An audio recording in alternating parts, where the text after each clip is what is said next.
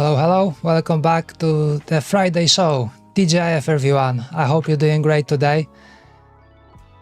And I hope I am really live this time around. Yes, it looks like everything is working. Yeah, as I said that I will take a look at the PCB off stream. Of course I didn't, and today, whether you like it or not, you have to take a look at it with me. I think these are just the last polishing steps. There are a few things that I would like to change on the PCB before we order it. I already did a small check. How does it look like on the manufacturer side? Seems to be okay. There is one issue. Maybe it's not that much of an issue, but if we look at it over here, so the cutout for our potentiometer is not really visible over here, and I think that is not that much of a problem because this is just like the viewer thing. I can't really call the Gerber viewer because I have to sign in, so that's a bummer, but it's not that bad. But also what I did just now, I was looking at the PCB and I realized that we had this shape. I think it was this one. Yeah, I left it as a field. So it looked like this, but if I remove it, then we have a nice hole, and I think it will show up as well on the GLC PCB. Let's just take a look if we can. I also found this nice plugin. It's called PCB to order or Gerber to order, something like this. And once we summon it, we can choose what we would like to, which manufacturer would like to generate. So in our case, it's gonna be GLC PCB. I just hit export and I have it generated already. So now we can go back and we can add the Gerber file. It has this really nice folder where it keeps all of these. So this is where I have my KiCAD for Chordie. So if you go here, I think the project file is over here. Yeah, so all the stuff that is related to KiCAD is here. Then there is a backup folder, and then we have the folder from this plugin. And then we have the, I think it's called Gerber file. So basically it's a zip with all the stuff zipped in it. So when we upload, let's take a look if it's gonna change right now, if we can see a hole where the potentiometer is. I think it should be okay right now. Yeah, okay, I was right. So now we have and there's a hole over here. Okay, so that is great. So going back with this one, I think I have to once again update my footprint for this, for my horizontal encoder, because I also have all of these shapes filled. Looks like it made a cutout on the GLC PCB. But I think if I can just change it, then we'll have really nice holes over here as well. So that is one more thing that I would like to fix maybe today. I hope I won't break the footprint completely. Alright, we jumped over here. Okay, let's see. Okay, how can I change that? Are there any settings for this thing? If I hit E. Oh yeah, right, field shape. I don't want it to be fill. This one as well. Alright, so I'm gonna clean this up quickly.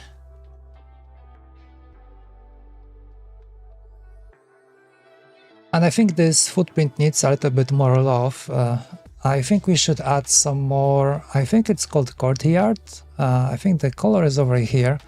So from what I recon, I think this are the courtyard or margin, or maybe this is the margin.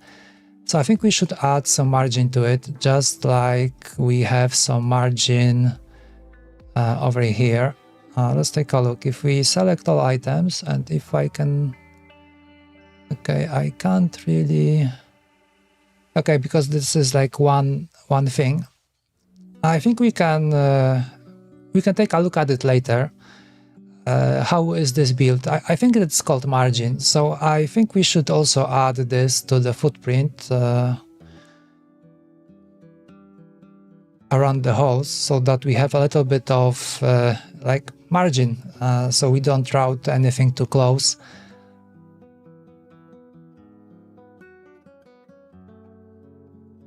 This will look a little bit more professional, and I think from what I saw when like browsing through the docs for KiCAD, I think there is a document that describes how you should design footprints to make them like maybe not compatible, but follow the rules for all the footprints. Of course, I didn't read it, but yeah, I think it might make sense to take a look at it if you want to have like good footprints. Alrighty, okay, let's take a look. Just a quick one.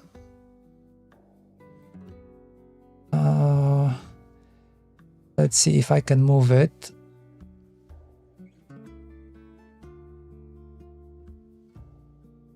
I like how positioning works in KiCAD. My very first try with KiCAD, like long time ago, and that got me really discouraged, was because of this, that I wasn't really able to align my footprints the way I wanted it. And coming from EasyEDA, I had like a different concept or how it should be done. So I gave up very quickly, but then when I finally decided that I really need to move my stuff to KiCAD, and I really look into it, it turned out that it's quite nice. It's a really good set of features. Alright, let's check this one by center radius. Okay, what radius should we use? How about we do 0. I don't know, 9? Okay, so that is already what we have.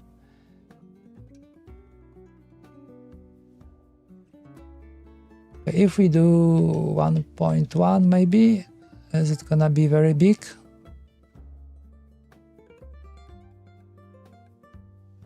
Okay, I think it should be okay. I think it should be okay. I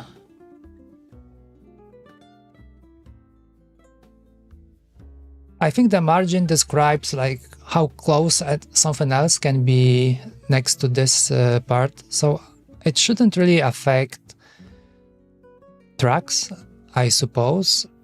But just in case we wanted to put maybe a diode or something like that, I think this is where it like comes in.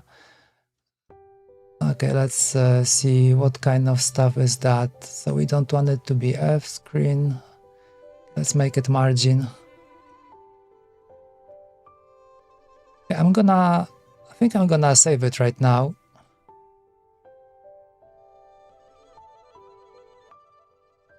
Okay.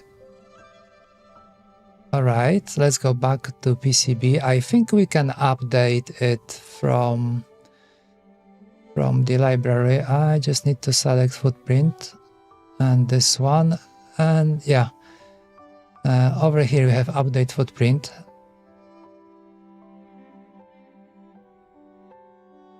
Alright, what does it say? Update select footprint, remove text items, if not in library, update text layers, text size positions, reset. Oh, okay, maybe just update. Okay. Alright. Yeah, so now it looks better in my opinion. So at least we know these are like PCB cutouts. Before, when it was like a field shape, it didn't really communicate it this well. Okay, So let's just do quick fix on the remaining parts. That shouldn't take long. Yeah, right, and I think we still need to put some labels on it, because the default ones is only for the left side, and when we flip it over to the right side, I don't think we have any description which pin is what, so we have to take care of that. And not only this, there are like many more things that we need to fix. So yeah, initially I wanted to do it off stream, but of course I was too busy binge watching YouTube, so now we have to do it together. All right.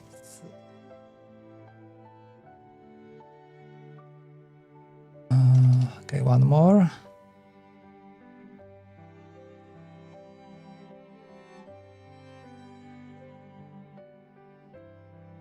As my camera moved a little.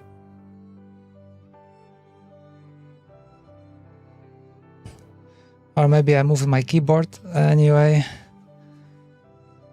Yeah. It's funny because I am working on the same keyboard that we are currently designing right now.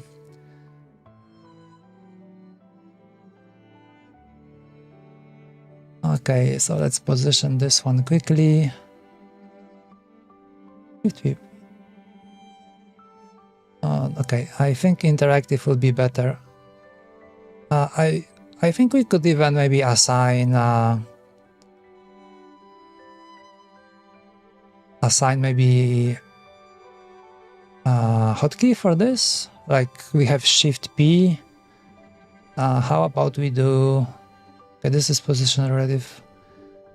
Okay, let's take a look if there is anything like that. Quick check. Are there any hotkeys? Okay, every window on a different virtual desktop. PCB, footprint editor, hotkeys over here. Okay, interactive. Position interactively. All right. What can I do with it? Okay, current key not assigned. Let's do maybe. Let's do Shift P. Okay, already assigned. Oh, yeah, right. Okay, maybe let's change. Let's do Shift I. All right. So it's gonna be interactive. Okay, let's take a look. Back to here. Shift I. Okay, cool. So we have a hotkey. Nice. Okay, not this one. Shift I. Center here. 0, 0. Okay, it's looking good. Well, I hope it's not putting a lipstick on a pig, because we don't really know if this footprint works. This is gonna be the first time it's gonna be used on a PCB, unless someone else already used it from my GitHub repo, but I don't think so. So yeah, either it will be working and it will be very nice, or it won't be working and it will take a lot of tries and a lot of maybe PCBs to finally get it correctly.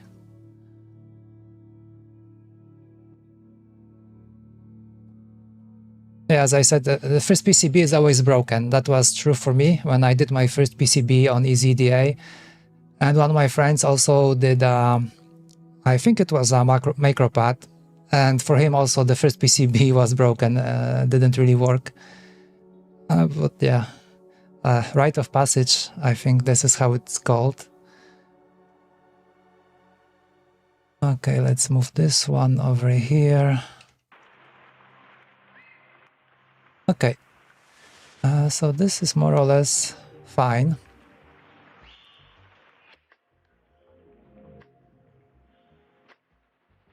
Okie dokie, so let's take a look over here. So we have this rectangle. Let's put one more.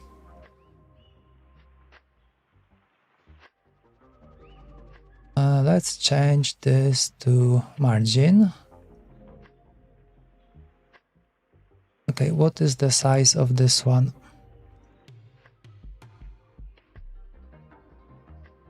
Okay, 1.5 by 1.5. So if we make this one maybe 1.6 by 1.6. Okay, let's see how it's gonna align. It's a little bit too tight.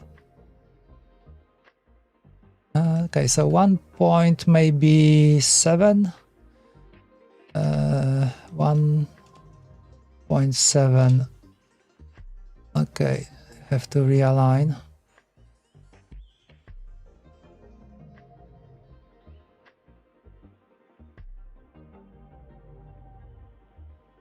Okay, I think I'm gonna leave it like this. A little bit tighter maybe compared to the holes.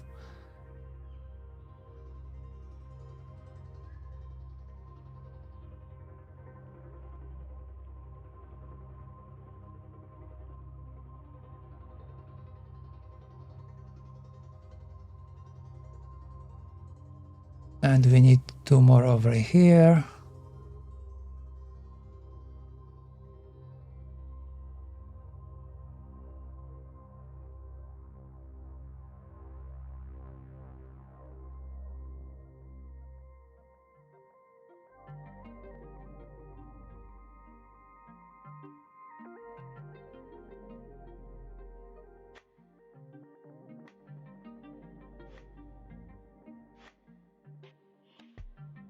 Okay, it's going quite fast.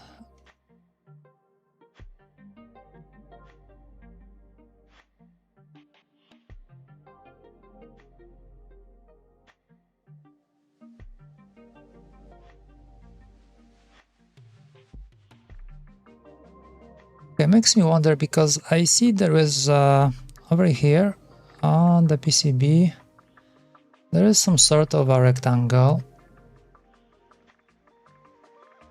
But it's not. Ah, okay, I know what it is. So it's from, I think it's our fabrication. I think it's user.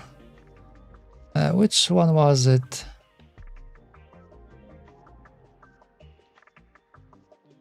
I think this one. Yeah. Okay, so maybe we don't need it anymore that much. Ah, yeah. Okay, I just remembered we forgot to add additional paths for I2C over here and for I2C, and I think we wanted to add some paths for the voltage as well. So yeah, we still have some work to do. I hope we won't miss anything, and yeah, it will be working. Okay, going back over here. Should I add anything to those paths? Maybe not. I think it should be okay. Although, what is the size of this thing? General. Okay, 254 by 254.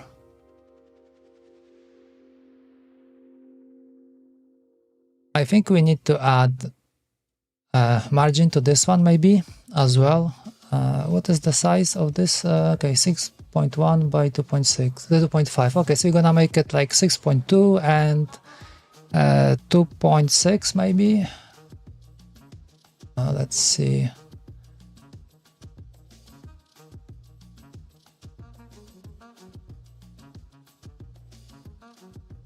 So 6.2.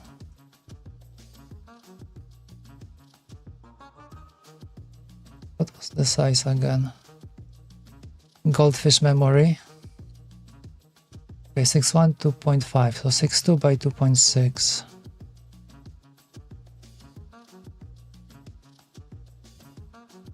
And we want this to be margin. Okay, Shift I to the center of this and 0, 0. Okay. So I'm just gonna copy and paste.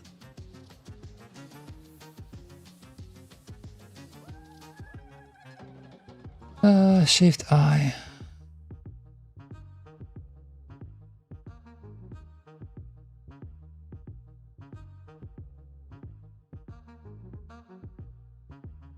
Okay, I think that's gonna be fine. For now, at least. Okay, I guess we can close it.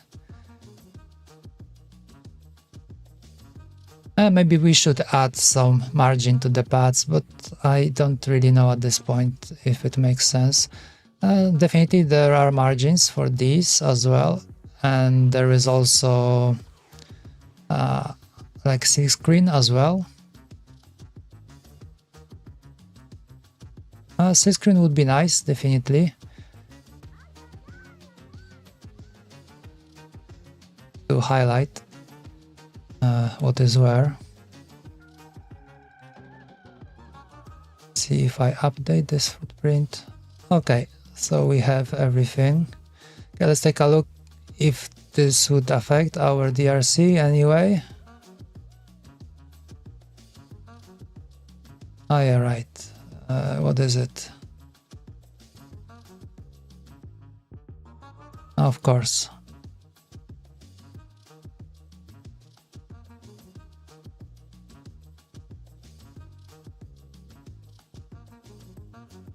Okay, is there any other issue? We haven't changed anything yet. I mean, other than this footprint. Okay, let's see what happens now. Okay, still errors. Where is the margin? Yeah, right, over here, and this one is what seems okay, and here. Yeah, so maybe it wasn't such a bad idea to move it.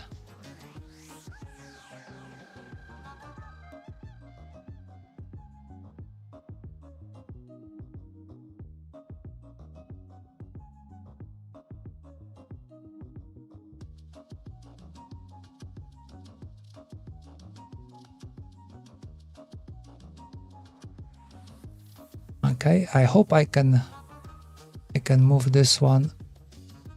Okay, are we in trouble right now?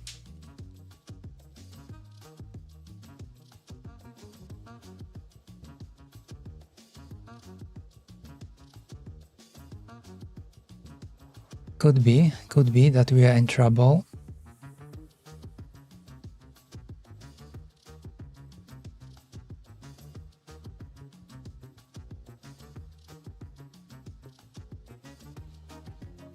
Because we can't move this one. Let's take a look.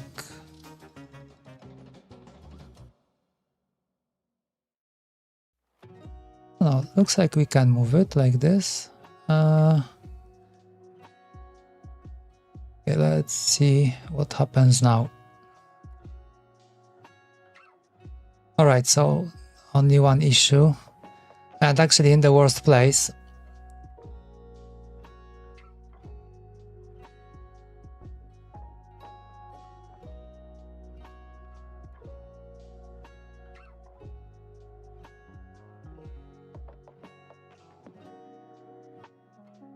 Okay, let's do DRC one more time.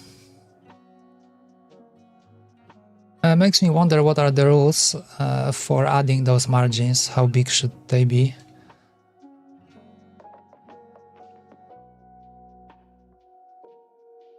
I'm also a bit worried about how close is this track to the edge of the board.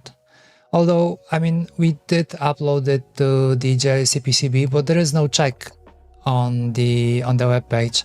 I think it only happens after the Gerber file is submit. Then if there are any issues, you will get an email from, I think, like an agent assistant from the factory, and then they will be asking if it's something that they can resolve on their own. For example, if you want to have a plated through hole or non-plated. So that is actually easy for them. I think it's just like a switch flip. But if there are any other issues, then definitely we'll have to go back to to the project file and redo it. So yeah, I think I will order it after the stream today, after we have everything done. And then I will worry about it later. Okay, so we have this done. That was one thing that I was meaning to do. Let's change those drawings for a while. Okay, I think I will drop a via over here. So this will fill over here and here. This should refill the zone because we have no connection over here. Yeah. So as you can see now, it's nicely colored. And yes, I was also looking at this part. Okay, can we do something about it over here?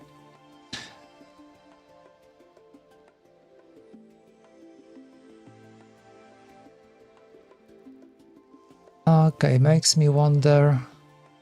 That is a bit odd. Let's take a look. Okay, so the bottom is covered, but the top is not.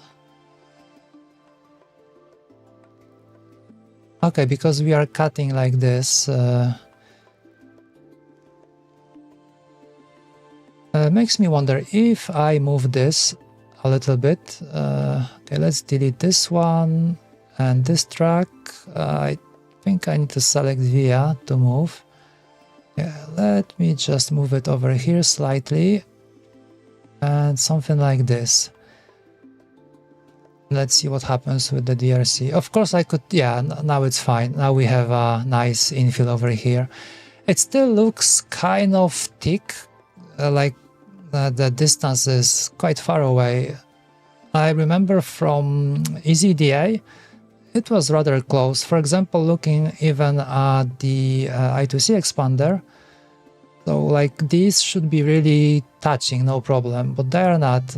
And I was wondering if there is any kind of a setting for that, and that would maybe allow to change this. Let's take a look.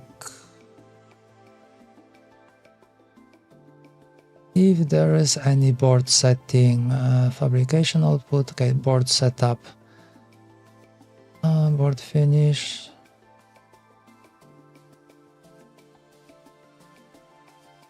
Okay, this is something that we shouldn't be touching. Okay, we have constraints over here.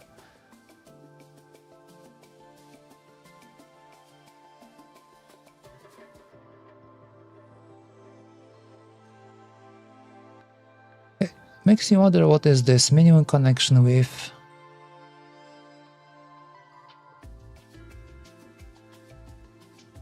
If we make it, let's say 0.1.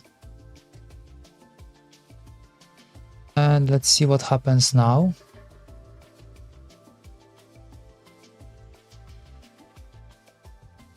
Okay, not much has changed.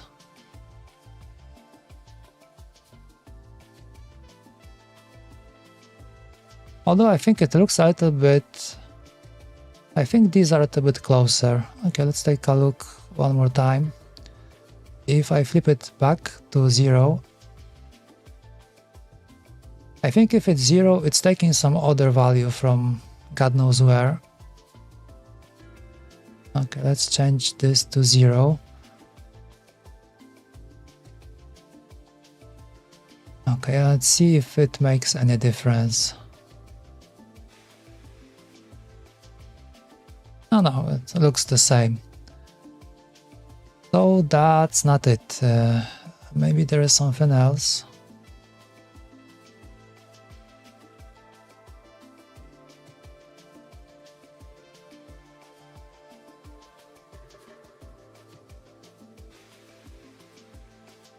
Okay, copper to hole clearance. Okay, we have 0.25. Let's make it 0.1 and see if this changes anything.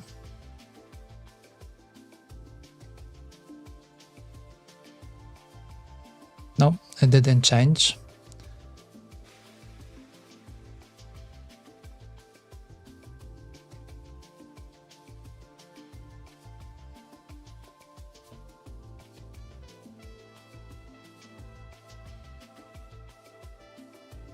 Okay, copper to edge clearance.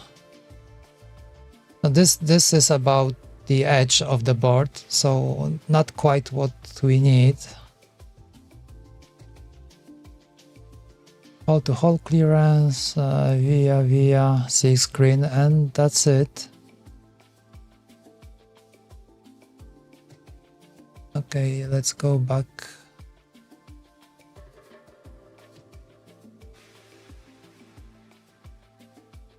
Okay, this is nothing that we should messing with.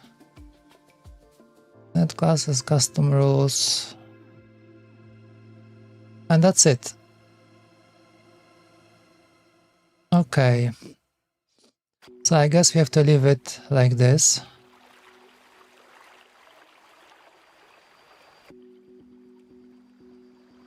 Alright, but it's not that bad. So we have connection over here, this filled up as well.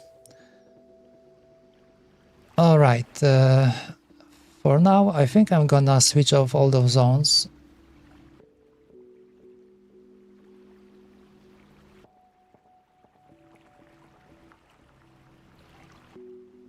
Yeah, and I was looking at this part.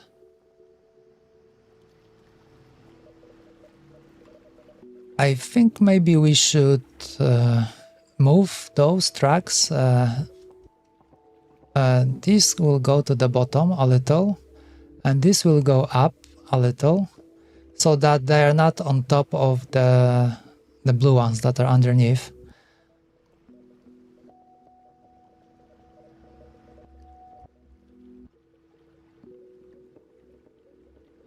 And this one we can move as well a little bit down, so then we can move these. I hope I won't mess up anything else with this move.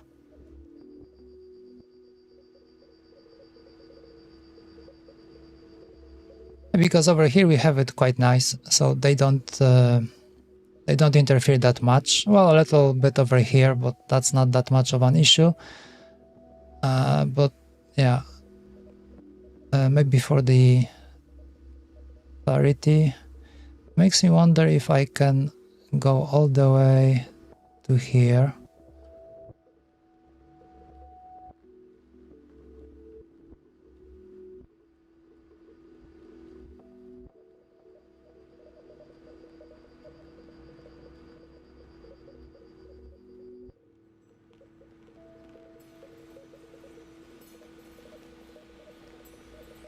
Let's do it like this. Okay, it's already looking better in my opinion. Okay, this fella, okay, if I drag it like this, okay, not so bad. But I think it still needs some more love.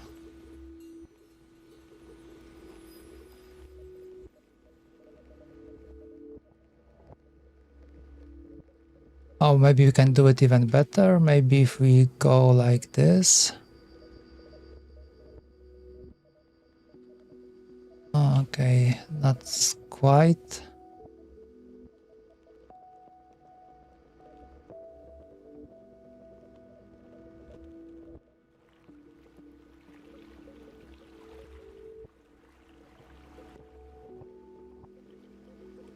Okay, I think we have to go like this.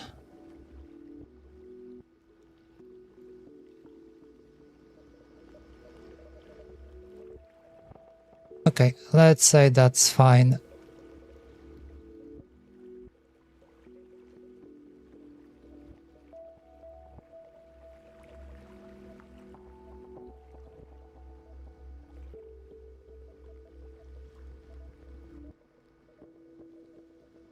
Okay, I think I'm gonna leave it like that. So it looks a little bit better. Okay, these guys over here. So I guess we have to move this via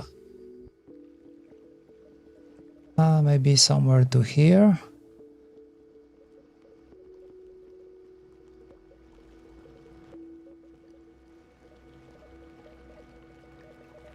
Okay.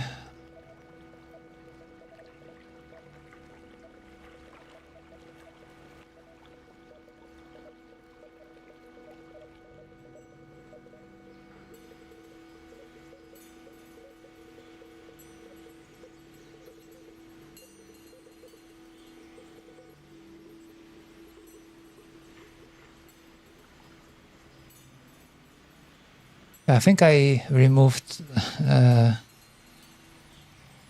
I2C expander from the top.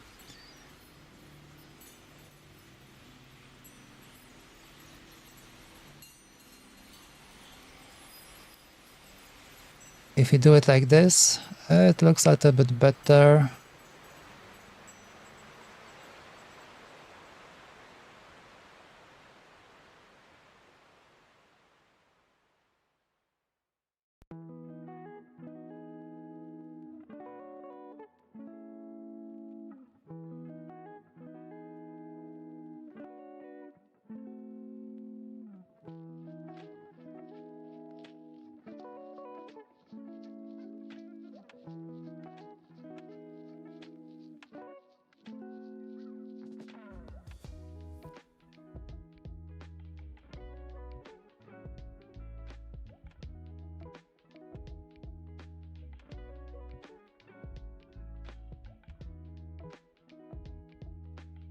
Okay, if I do it like this, yeah, it's a nice shortcut. If you press U, this will expand the selection. Yeah, so it's way nicer like this, easier to select.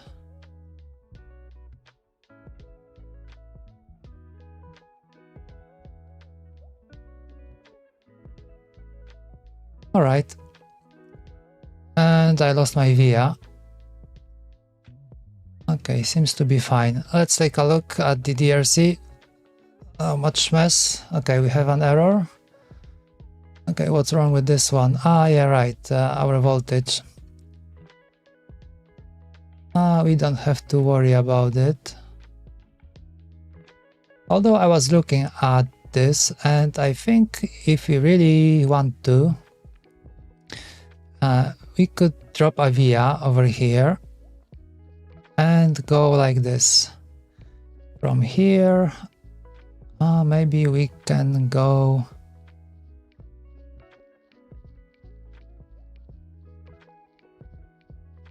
okay, where can we go? We have to reach this, either this 5 volts or this 5 volts, somewhere over here. Oh, this one is already kind of occupied. We can always squeeze in between and just connect one of these. What makes me wonder if it really makes sense. Like, it doesn't really bother us. It might have an effect on JLC PCB, because I think they are checking this kind of stuff. And if there is no connection, like between two nets, like we have two VCCs kind of, one on the one side of the board and the other one on the other side, I think they might want to change this to like, I think it's called, let's take a look, I think it's called multiple design or multiple, it should be over here somewhere. Okay, panel, that's not it. I can't see it. Okay, layers, dimensions.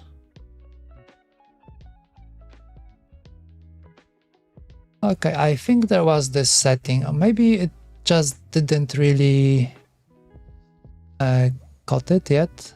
Because I think there was a setting that you could choose like multiple designs or something like that. Okay, stencil, we won't need a stencil. All right. Ah, yes, different design. I think that's the one. I think they might be complaining about it, that if we submit like that with those different VCCs, I think they might complain about it. But if we connect them, they might not. So maybe it makes sense. Okay, one mistake I've done so far is that I haven't logged any of those elements.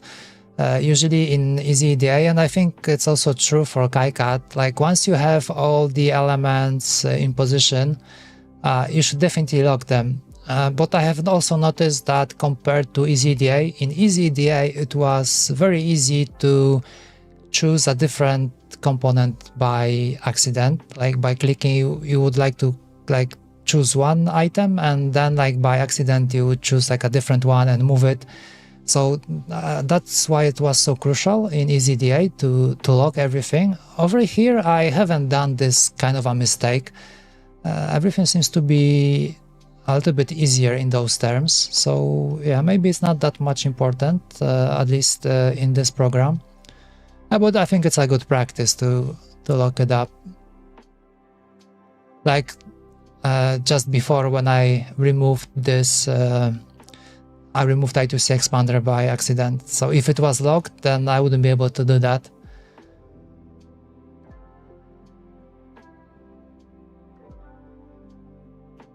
Okay, let's connect this. Let's do it. So I think I would drop from here. Something like this. We don't need to go too far.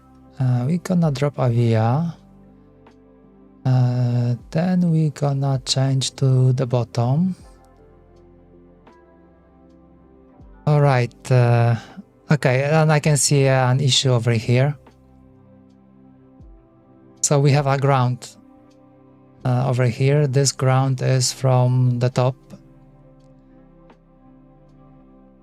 Okay, so if I route something over here, most probably I will cut it off. If I go far away, if I go like this, let's see what happens.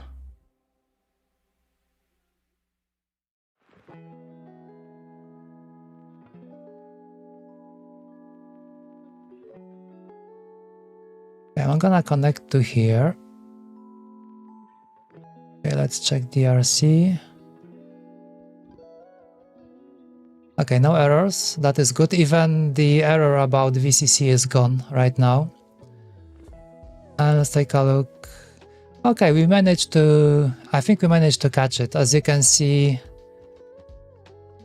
it's like this over here and just a tiny bit. So maybe I will move this via a little bit down. Maybe like this.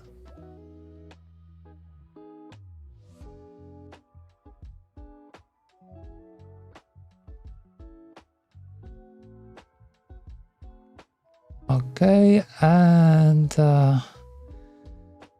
let's go to the top plate and the track. Okay, so now if I would like to refresh the zones, I have to run DRC again. Okay, now it's much better. Yeah, it's much wider now. Okay, so not that bad. Turned out quite okay.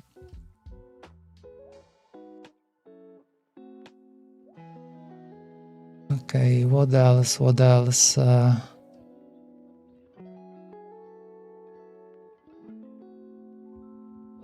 Okay, this one. Let's give it some more space.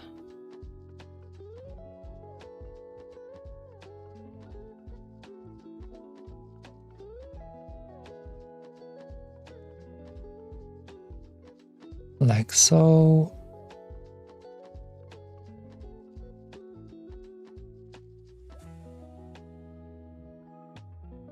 Okay. So this one is done. This one is done.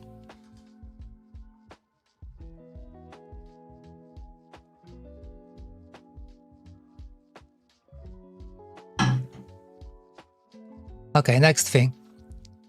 Next thing I wanted to add some additional paths for I2C, for voltage, and most probably we should also add a couple of free roaming grounds somewhere. just in case we need to connect something, and we don't really have that many.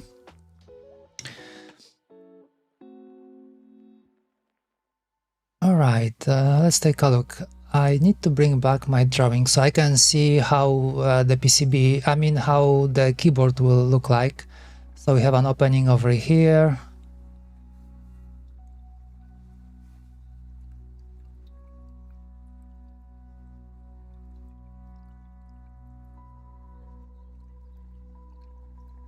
Okay, I'm gonna copy this and paste. How about we do it like this?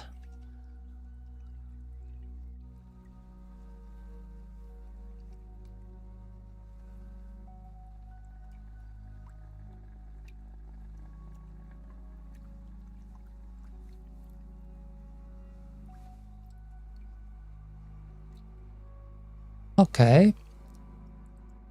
Yeah, right. And where are we? Okay, this is the bottom part.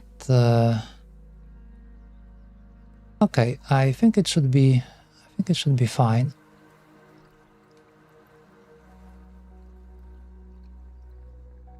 These are what? These are bottom as well. Okay, because this is a...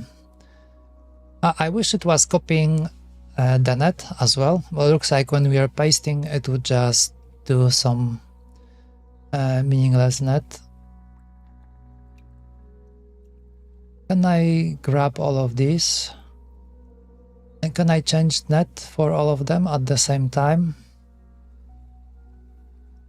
Doesn't look like it. And if I do it like this, if I just select paths, select these. Okay, now I think I can change the net. I'm getting used to this KiCAD selecting thingy. I think it's quite okay. I was complaining that it's kind of retarded, but I think it's quite okay. It's more flexible than the one in EasyEDA, although the one in EasyEDA is also quite nice, because in EasyEDA what you can do, you can, for example, select a particular part of a size. Let's say you want to change every diode pad size from default one that was in the footprint. You can select all of them by size, and then you can assign like a new dimension and it will change all of them. So this is very flexible. And I think we can do kind of similar thing over here as well. I maybe can check soon if it has like an interactive select tool where we can like show what we want to select. But okay, right now let's change this to, this is SDA right. Okay, so that is fine.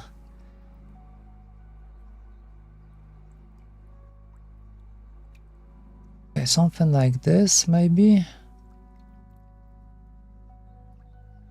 Yeah, this way we won't have to attach any wires later on.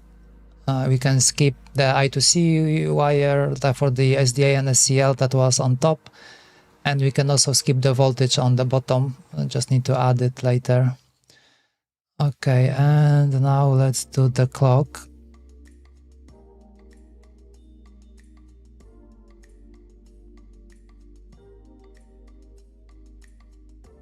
Although, okay, makes me think, if I remove that, if I select those footprints, if I copy and paste, let's do it like this. Now if I change to paths, select all of these, and now I can change the net to SCL right.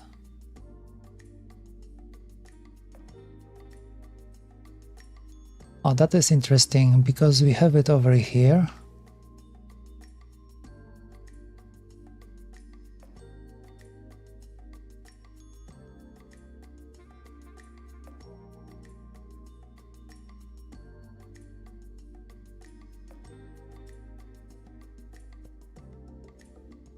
I think that is an overkill. I don't think we will be needing so many paths, but it's still better to have. Alrighty. Doesn't look so bad. I was thinking maybe we can move them a little bit up, because if you take a look at the zones, most probably it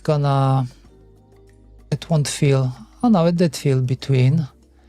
Alright, but we don't have infill over here. Can we do something about it?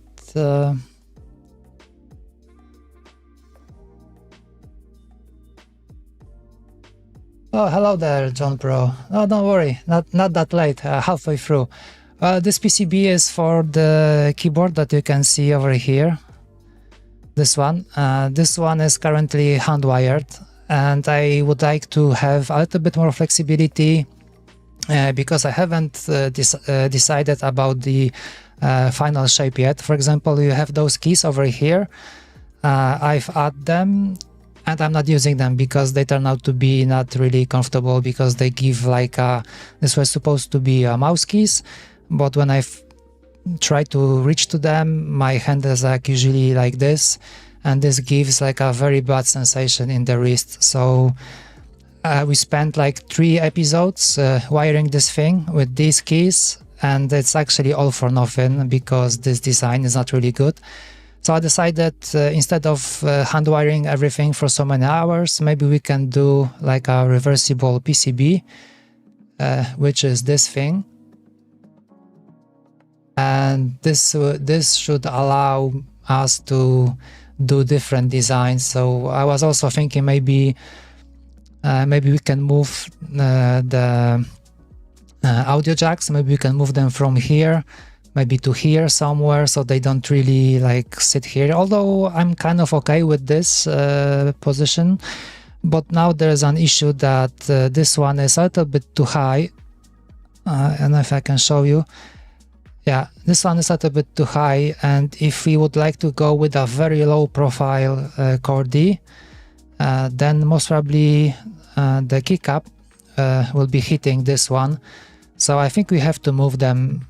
Ultimately, I think I will end up adding them to this part. So just like it's over here, but I think I will move this part to be heading outwards like this. So with this PCB, the intention is that this will allow for I think this will allow for fast, oh come on, we have a glitch. Okay, now it's better. Okay, why can't I move it? Do I have some kind of a window opened?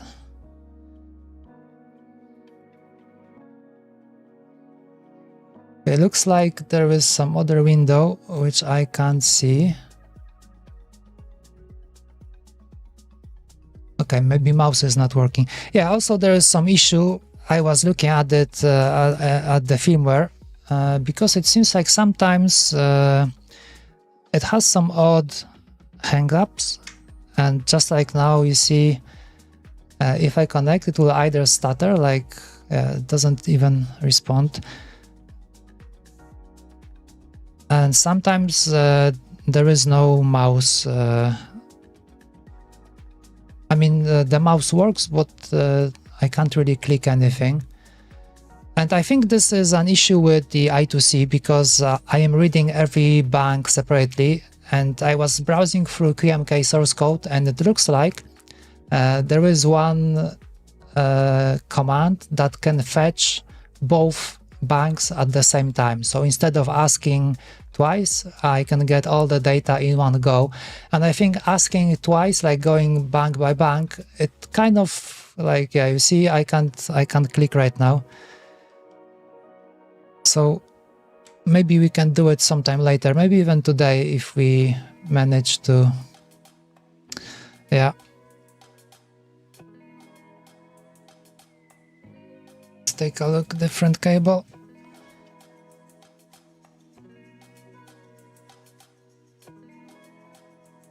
Yeah, right now it's kind of stuttering, so it still needs some love. And it's a little bit weird because this one now is running on RP 2040, and before I had it on AVR, on simple Atmiga, and it was running okay with the same source code. with the same firmware, just like I only changed to RP2040 and that's it, and I'm having some issues. And also I made a mistake because the bottom plate should have a holder for the PCB, for the MCU, but that doesn't really happen. Yeah, that's true. It never stops getting better. You keep adding and adding stuff. You're never happy with it. Yeah, but I think currently I am in a place where I know where to say that's it, enough. We are very close to that. Oh, come on, start working. We are very, very close to that moment.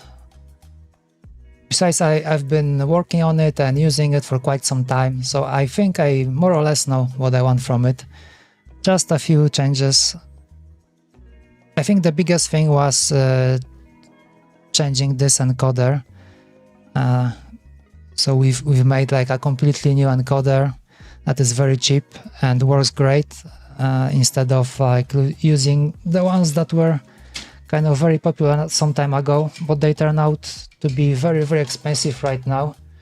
I don't really have any on hand. I have a different keyboard, so give me a sec.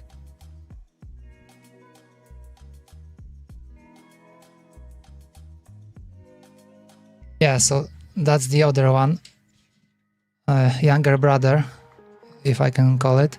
So yeah, as you can see, this one doesn't have those keys that I was complaining about, and yeah, this one has these encoders. Now one costs like maybe 20 USD. That is sick. It's way too expensive. I think for the cost of two, you can technically build the whole keyboard. So that's why we made one ourselves, and this one costs like $1. So yeah, it's very cost effective. Okay, this one needs some fix-ups. Let's go back to the old one. They both work kind of okay, almost the same, because I was too lazy on this one and there is no infrared. I mean, it's here, but it's not really connected anywhere, so I'll have to deal with it. Yeah, but it should work okay. Yeah. So now we have it working. All right, where were we? Okay, we were over here. Okay, I think I'm gonna cheat a little. I'm gonna drop a via somewhere over here, and this way I will have a ground over here, even though it's not really needed here because there is no ground connection. Yeah, but I like it when it's filled like that. Okay, so this is yeah, sure. For this one, this is the older model, if I can call it like that. So this one works on AVR, like a typical Atmega 32U4, and this one is still in firmware. So technically, you can use either like standard Pro Micro, like the old one. But the other one that I just showed you, that one is using the new Pro Micro 2040. So it's the same MCU that you have on Raspberry, I think, Raspberry Pico. So it's the same CPU. Yeah, but it's giving me some issues. So we'll have to look into the firmware sometime later, maybe. Okay. I think we need to drop some ground over here. There's not much space. Okay, let's take a look. If I copy this one. Okay, I can't have it here. If I drop it here. Okay, I think there is... Okay, so this space is opened. I was hesitant a little, so we have an opening over here, so there is nothing blocking. So I can drop it on this line. Should be okay.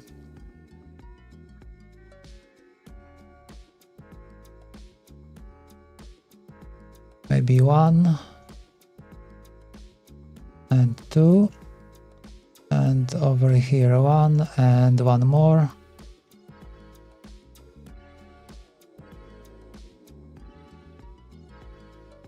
Okay, I would like to select those paths. If I do it like this, okay, and this will be our ground. Let's do some ground. Is it even gonna work like that? Okay, we have an issue somewhere. What is wrong? Alright, okay, not enough spoke. So yeah, we have, I think the spoke is this thing, so we have minimum 2. Okay, let's change the footprint. If I move this one,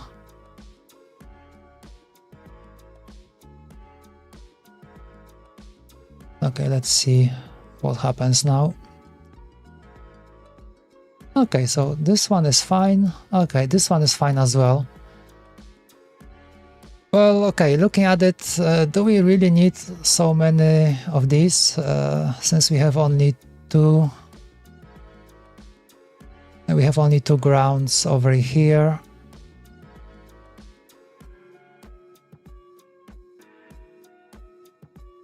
So that is 4. Oh, would be nice to have a little bit more maybe. But there's not much space anywhere, like I can't fit over here. We can't go beyond this line. We have some space over here. Okay, maybe okay, we can do like 2 more maybe over here and 2 more here, so that will be 4.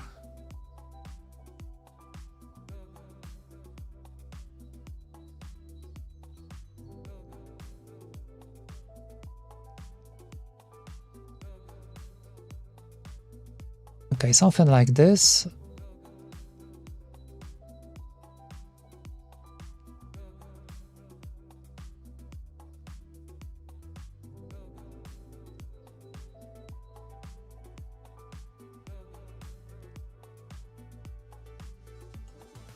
And let's change this to ground. Okay. Let's see if we have any errors, and if not, then I think I will remove some of these. Yeah, okay. So we have actually 4 over here and 4 over here. Okay.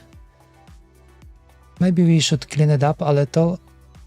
Do we really need all of these? Let's do it like this.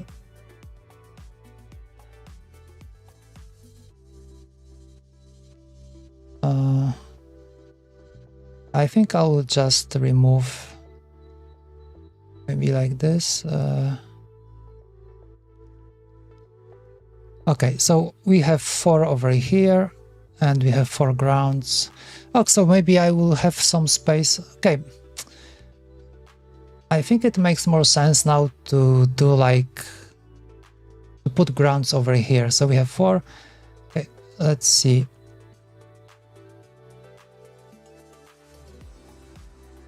Okay, is it gonna make sense? Like if we gonna have like one path for I to C, one path for the ground. I to C, ground. Can we really connect like that? I think it should be okay. Okay.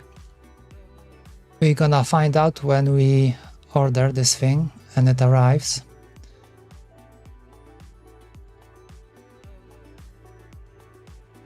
Okay, maybe if I move this.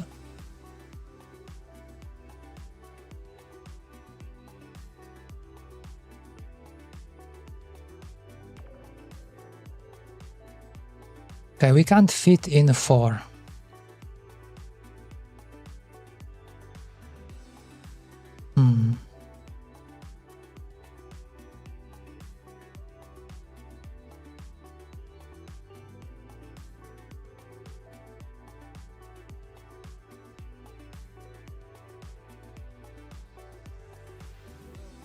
Let's do it like this. Okay, we gonna have to remove this track. That is too far. Okay, you delete. That is too far. Okay, this one. And this one. So, okay, I'm gonna leave it like that. Let's move this fella here. This one over here. And over here. Okay. So we have 1, 1, 1, 1, 1, 1. Okay, and this one is kind of abandoned and lonely. Maybe I can squeeze one more. Okay, let's take a look. What I have selected? Okay, just the footprints. If I move it like that. Okay, just a tiny bit.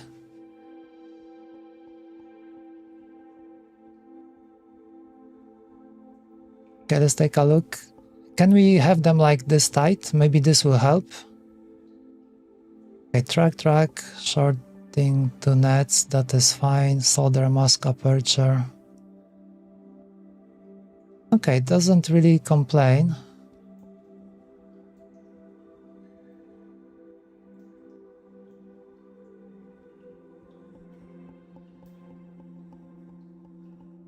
Yeah, there is no DRC showing up that I am making a mistake.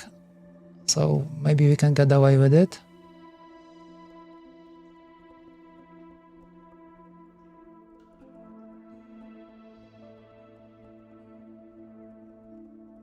Okay, still.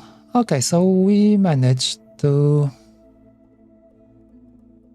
Yeah, let's make ground over here. Where is it? Ground. Okay, done. Okay, so we have 1, 1, 1, 1, 1, 1. Okay, perfect. Just all we need to do is to try to connect these. I think we should move them a little bit up. Something like this.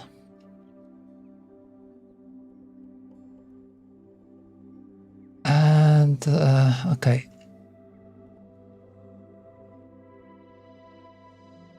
Can I make a track from here? Okay. Do I have to have tracks selected if I want to? Ah, yeah, right. I forgot this one.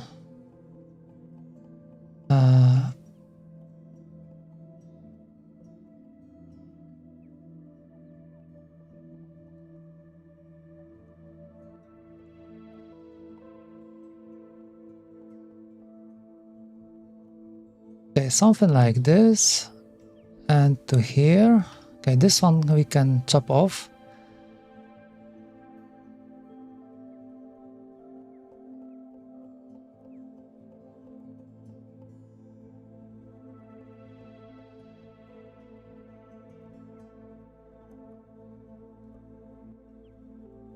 Okay, maybe it won't be that bad. All right. Let's do quick DRC. This should clean up a bunch of those errors, or maybe even all of them. How cool. All right, so we have ground, we have these. Okay, that is great.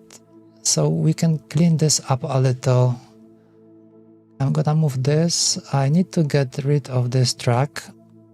This track is not really too far.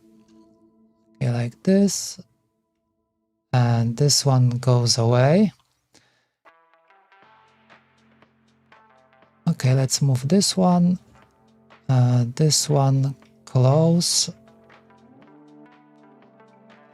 Okay, this track I will remove as well because we have to move everything away a little bit.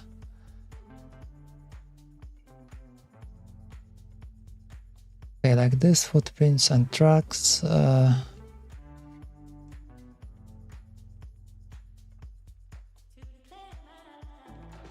Okay, and this one up.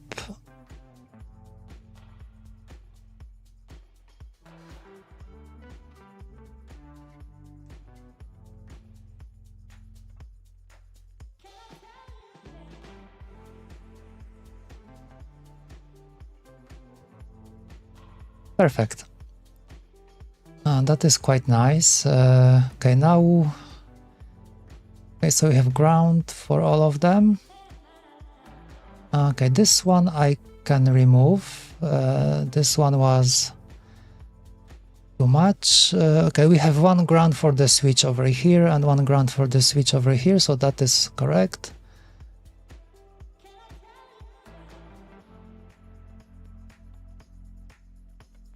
Okay, like this.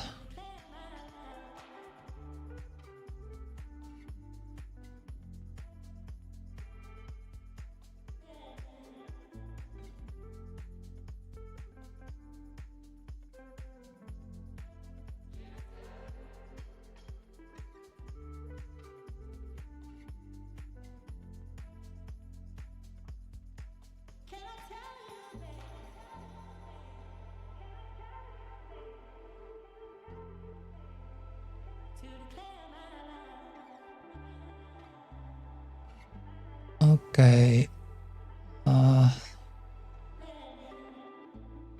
How does it look like? Let's do a DRC so we can refill all the zones.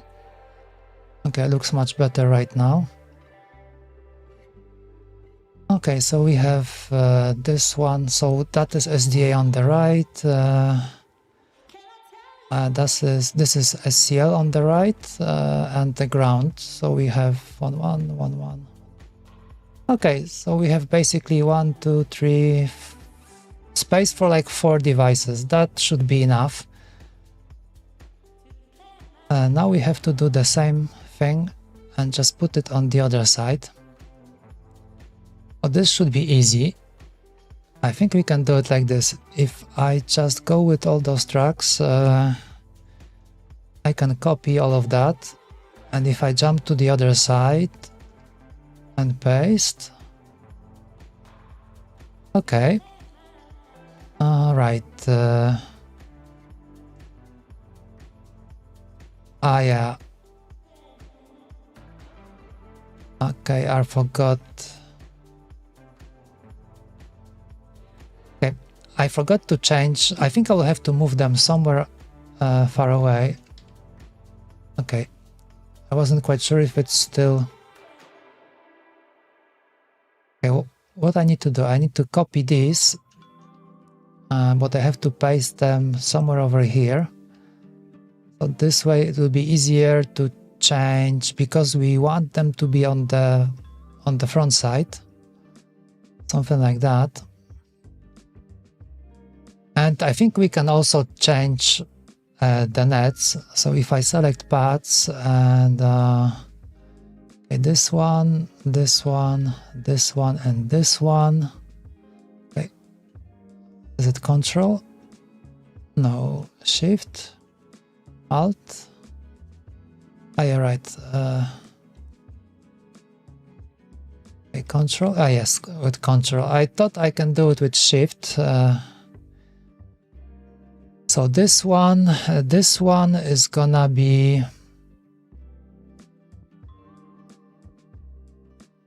Yeah, because we flipped it. So the bottom is... that one was SDA, so this one will be SCL. Or should we keep it the same on both sides?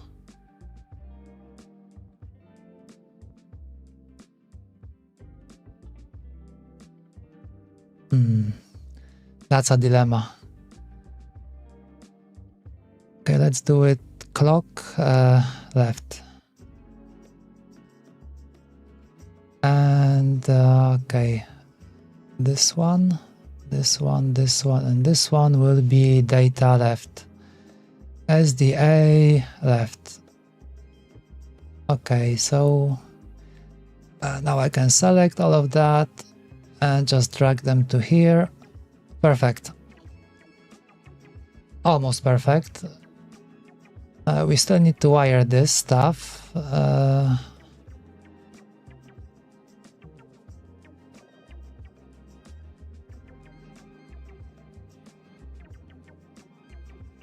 Okay, I really don't want to go on the same.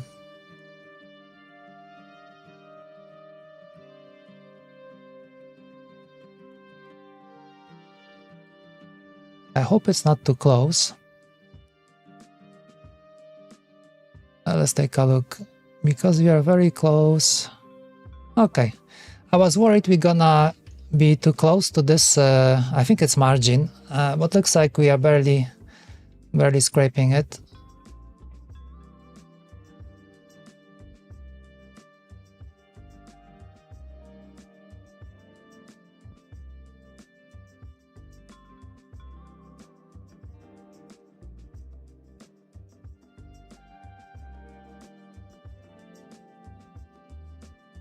Okay, so this one is done. Now let's do the same stuff with the clock.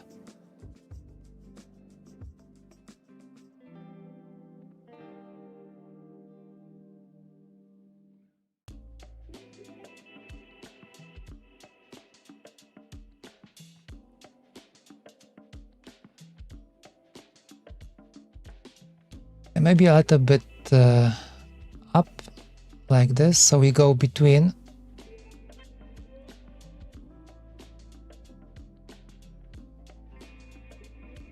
Okay, not so good.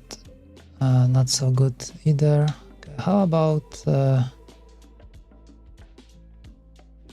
like this? Okay, a bit better. I would like to avoid making tracks on top of other tracks. So we have tracks on the bottom over here, the blue ones. If we switch to the different layer, yeah, so I've done this mistake like over here and some other places, but over here I was thinking that it won't really affect anything, and looks like it won't. But having such a mix-up like over here, we had it like over here, it was a really difficult, it was like a lot of wires on top of others, so if I would like to route a new track, that would be super difficult, technically impossible unless we clean it up. So we just cleaned it up today, and I hope this will be beneficent. Alrighty, let's finish this off.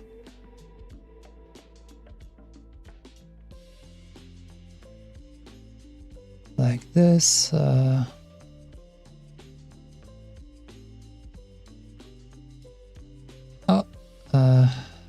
Bad one. Okay. Alright, let's do that check. Any errors? No errors. Okay, what's that? Unconnect. Where is it? Ah, this one. How come?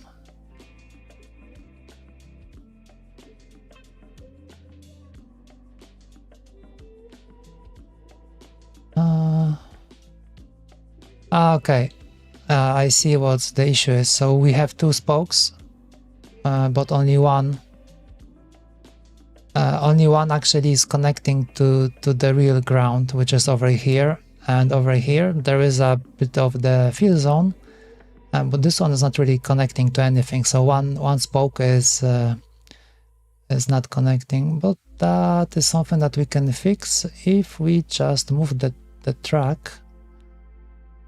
Let's move it a little bit over here.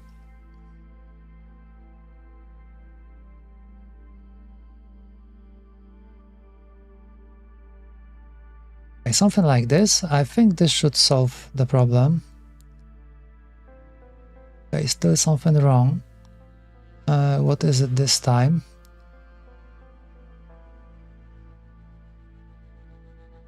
It looks like I have cut something else. Okay, ground. Looks like we have an island. Yep.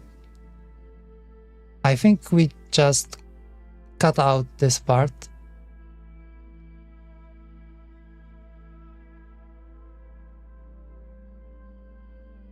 On both sides.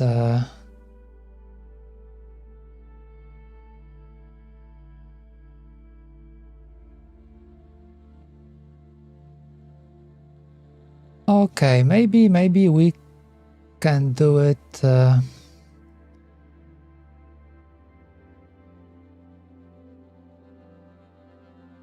How can we fix that? One way, I think if we just do vias over here and change this part a little, this should open it up. Let's do one more here, and this one we can just drop to the other side, and I think this should help. Yeah, everything is connected right now. Cool.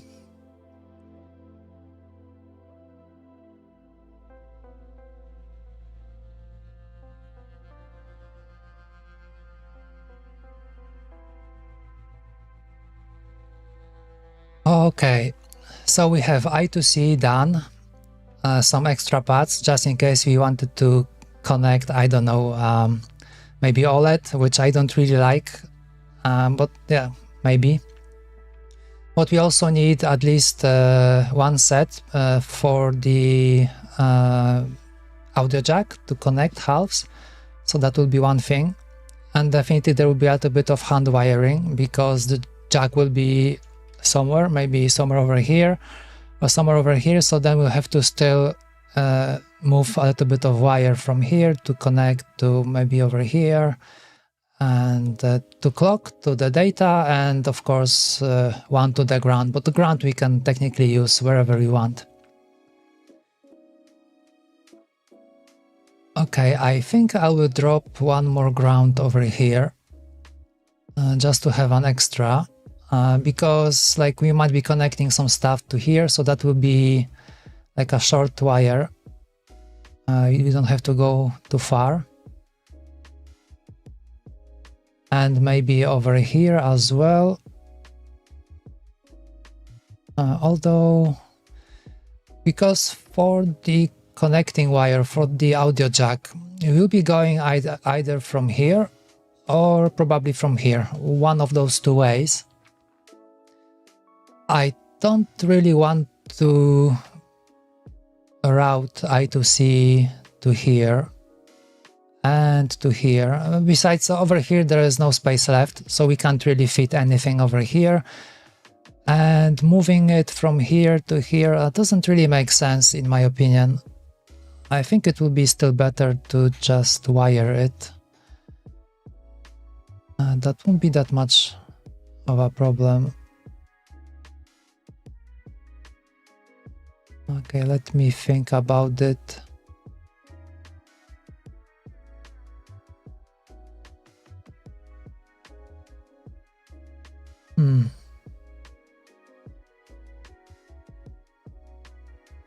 Okay, having it over here would be actually maybe quite nice.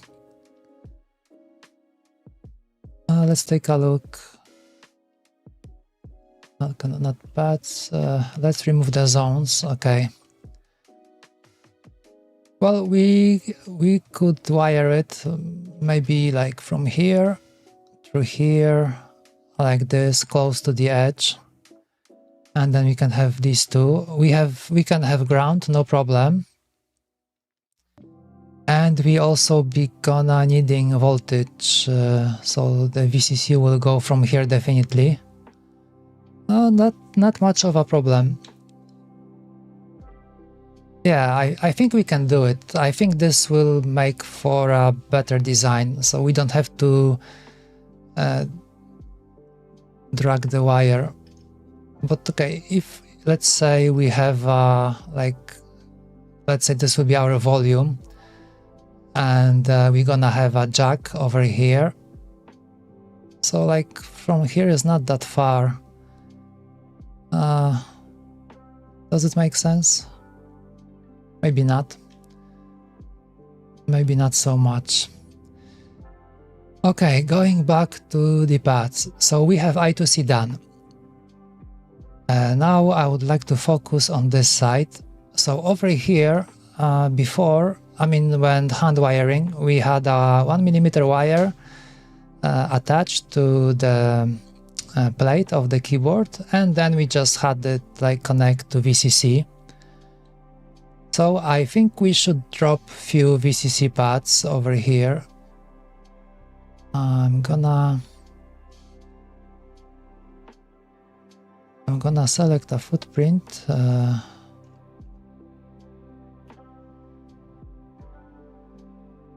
This one, maybe we can do something like this.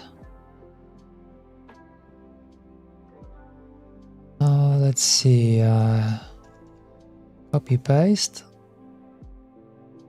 Okay, so we have 5 additional VCC, including this one.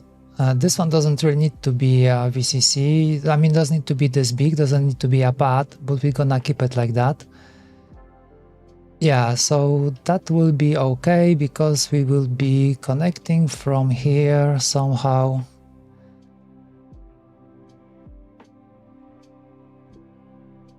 Can I make it 4? Let's see.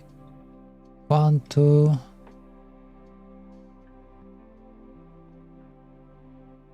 Okay, I think, yeah, more is better.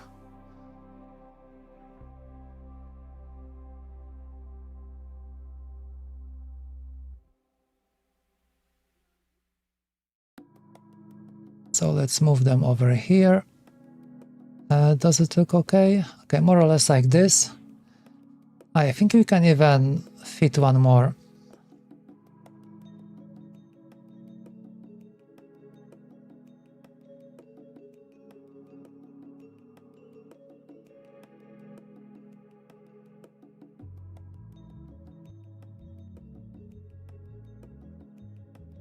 Okay. Okay, I think I can clean this up a little. It doesn't have to be like this. I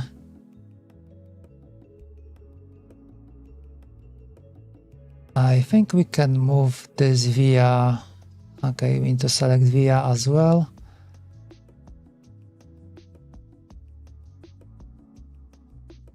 Okay, can it be over here? Or we have a violation? Okay, no, it's fine.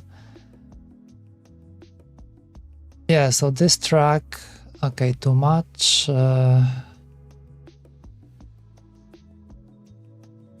Let's clean this up a little.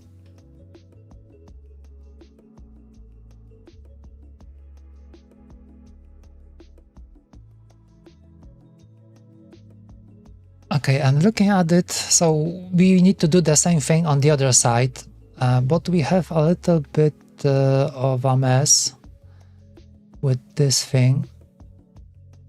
Okay, let's take a look.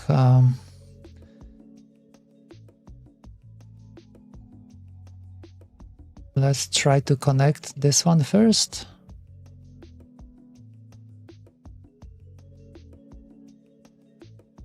Okay, not so bad. Let's do copy and paste on this one. Is it gonna fit here? Okay, I think it fits, or maybe not. Oh, no, it is okay. It's okay. I was worried that this track might interfere a little, but like we can maybe move all of that a little bit to the top, just like, yeah. Okay, so on this side it looks okay. I think I moved this one.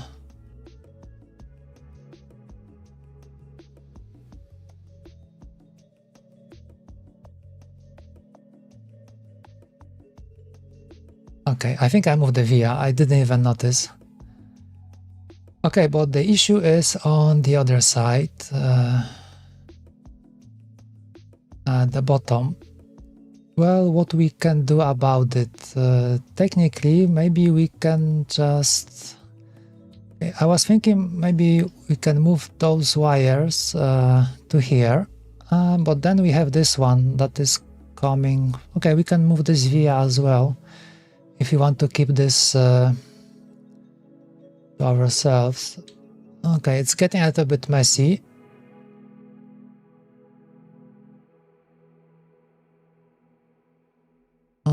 let's take a look on the bottom layer. Yeah, right, so I think we can move that. We have to reach those 3 vias, so we can as well reach it from here. I think we can go like this.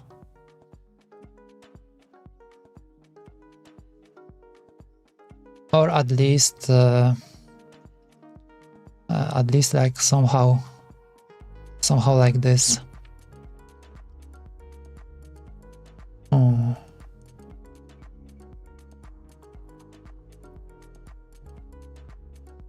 Or we can just simply skip this one and it should be okay. Because if I move it like this, is it gonna affect something? Shouldn't, because it fill should be like this. We should have opening from here anyway.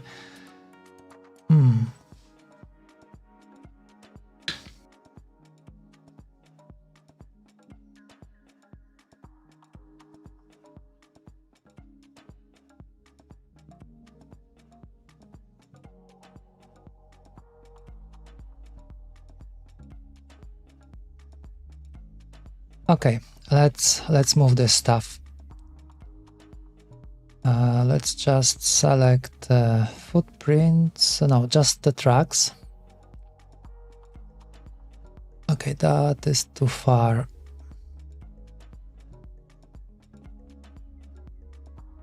Okay, if I remove all of this. And okay, I am now on the bottom layer, so yeah, let's see.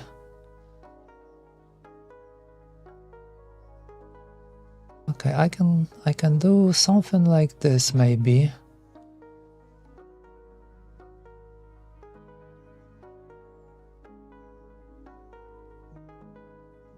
Okay, nice. Now I can just cut this part. All right, let's try this one.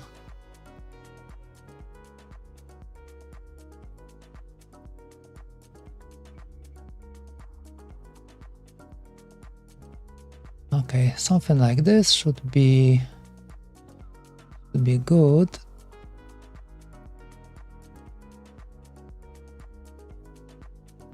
Okay, and now I think if I hit you, yeah, okay, I'm getting used to this KiCAD thing. It looks to be quite okay. Okay, so we have these two moved, so now we have to take care of this one. This one wire.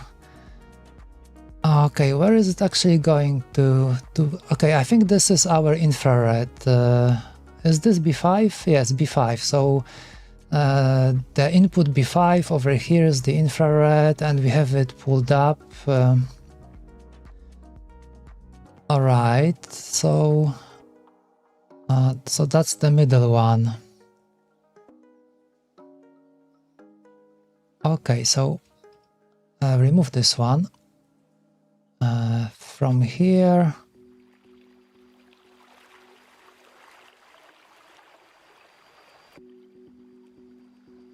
Okay, like this. We're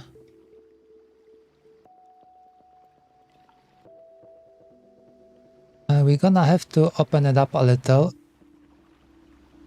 Something like this maybe. We're gonna have to drop a via over here. I hope it will be okay. It's not too close to the wire.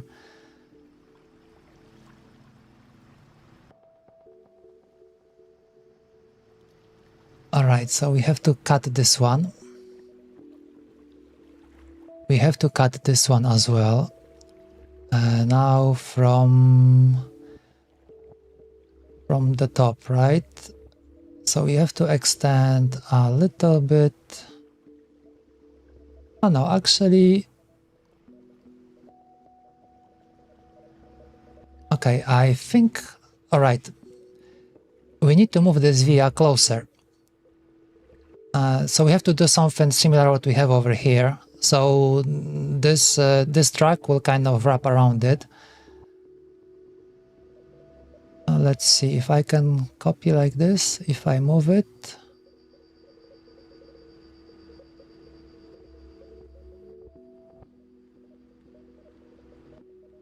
Okay, let's see from here. All right, and that is correct.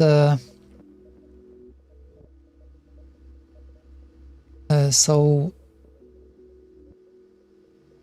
can I move this one a little bit? Kind of being pedantic right now. Okay, and this one we can just continue, just wrap around.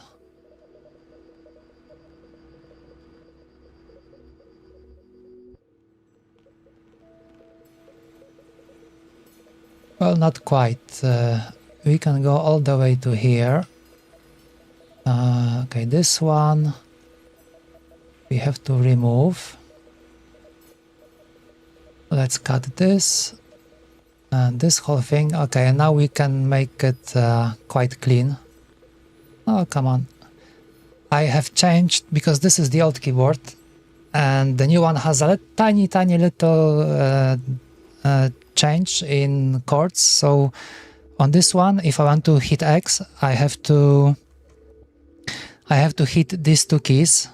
So over time I have grown to decision that this is not the best chord because it's kind of difficult to hit. You have to do something with this finger. So on the new one I change it, I have to press 3 of them. And now I struggle because I am back to just 2 and it's very difficult to hit. So it kind of reminds me why I changed the chord on it. But we can do it.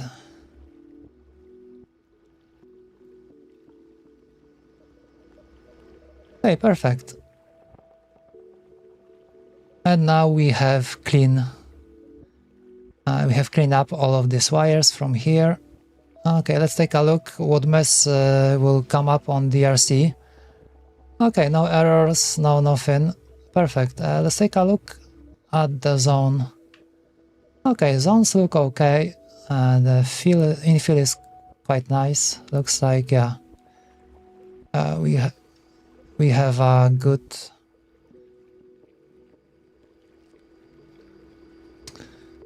Oh, yeah, right. This one. Oh yeah, this one is connecting. So this is kind of cut out. If you look at it, like this part, I think there is no, because it ends here, the zone, and it ends here. So I think there is no connection over here. It's not a problem because there is nothing that requires ground over there. But I think it would be better to have it connect, and I think there are two ways to go about it. One way is to just drop a via on the center and call it a day, and the other way is to do vias on those wires, but that will be like out of vias and cutting the tracks. So I think I would just drop a via over here and call it a day, like so. Let's see. Yeah, now it should be okay. It's a ground via, so it's connecting to the top. And on the top, I think we have this part. I think it's connected, all right. We can check. Let's say, let's take one footprint that is ground. Copy, and let's drop it over here. And let's change that. Let's change this to ground and see what happens. If it won't connect, then I was wrong. Okay, let's do DRC. And yeah, okay. So we have ground over here, so we can remove that.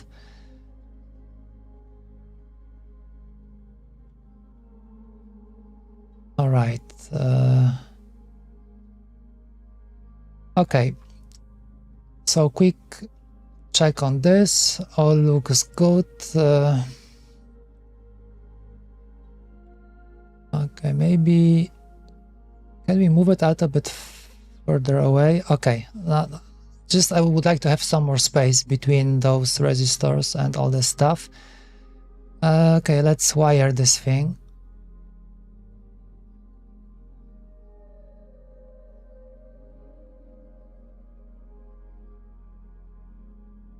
Okay, I forgot. Okay, footprint. We need to change. Okay, not footprints. We need to check. We need to select paths like this, and then this will be not ground. This will be VCC. Where is it? Okay, something is on connect. Horizontal. Oh, not complaining about anything. Okay, where is 5 volts? Okay, like this, and the wire. I like it that it will pick up the thickness of the wire that we have from here on the track. So we have a little bit thicker, although it's not that much maybe important, I suppose. Okay. Like, I don't think we'll have this high current going through here. There will be no LEDs or anything like that, so it should be okay. Even though I've done a PCB that had like a lot of LEDs, SMD LEDs, and I was using the 0.2 track and it was perfectly fine, nothing happened. I think this 0.2 track is quite capable in terms of how much current it can take. Okay, let's do a check, refill the zones, and then we have to move them to the other side. Because now we have only top, and now if you go to the bottom, and if I dim the other side, yes, as you can see, there is no VCC over here. Okay, but VCC is here. All right, I think this is where we've done this VCC connection over here from this path to this one, and I think this will come handy because now we can drop this over here and we can connect them.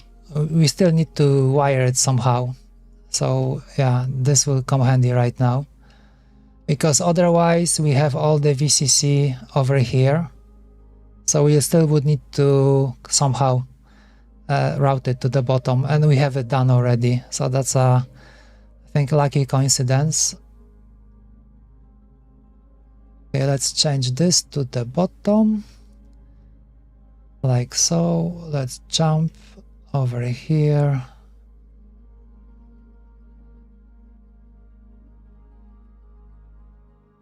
They don't align. Okay, now they align. Okay, should be good.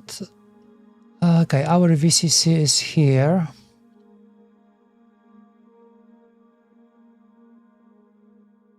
Because it goes to this track. Alright, how can we do this? We can either take a wire from here, like a tiny track, and to here, but I think this might kind of maybe it won't block this side. Okay, so maybe we can try it like this, because we can do it either like that. We can take the track from here, or if we jump to the front, we can drop a via on this one, and that will be kind of the same.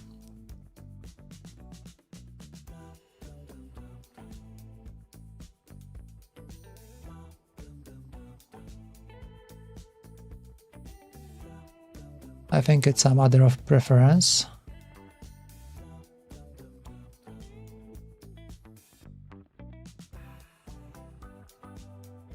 Like so, and straight to here. Yeah, over there we had it 0.4, and over here we have it just 0.2. I can't really make it any larger. Well, I can make it larger between those, but I don't think it makes sense. Just connect like this.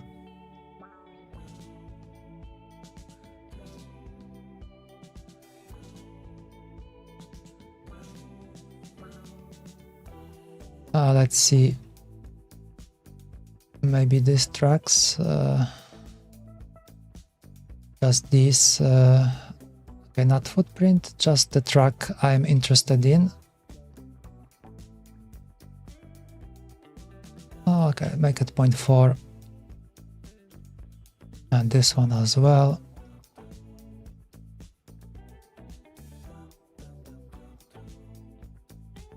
Okay. Something is not connecting over here. What is the problem? Let's take a look. Oh yeah, something is off. Okay, we chopped off ground somewhere. Oh yeah, right.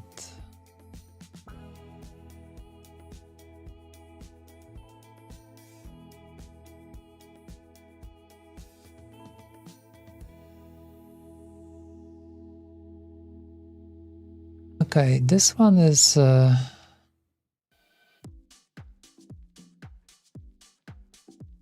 but this ground should be okay. Okay, these two.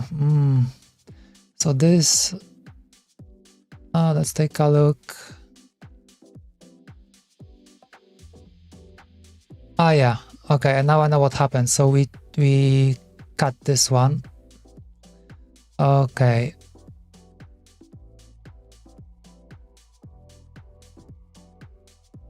So there is no connection over here. Well, we can fix it maybe quickly. Let's do footprints and tracks like this. Okay, and how about now? Okay, now it's much better. So we have to fix the same thing on the bottom.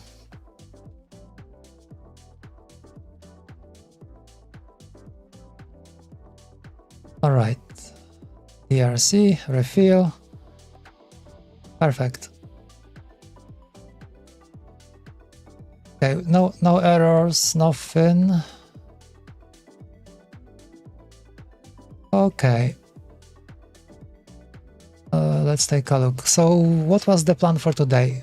We have fixed up I2C over here. So we have some paths to use later. We have some on the front, we have some on the back. So that is okay. Over here we have some VCC on the front and on the back as well. So that is also fine. Okay, we have ground fill everywhere. No issues. Okay.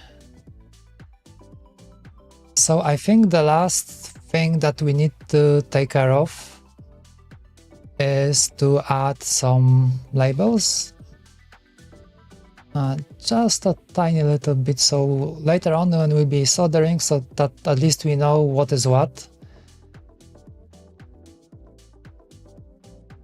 No, thank you.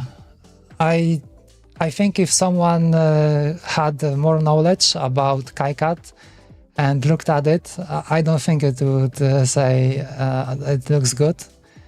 But I think this is the best I can do. I've been searching for any kind of a book or something like that that would kind of teach you how to do it properly, how to properly wire such PCBs. But I haven't found any.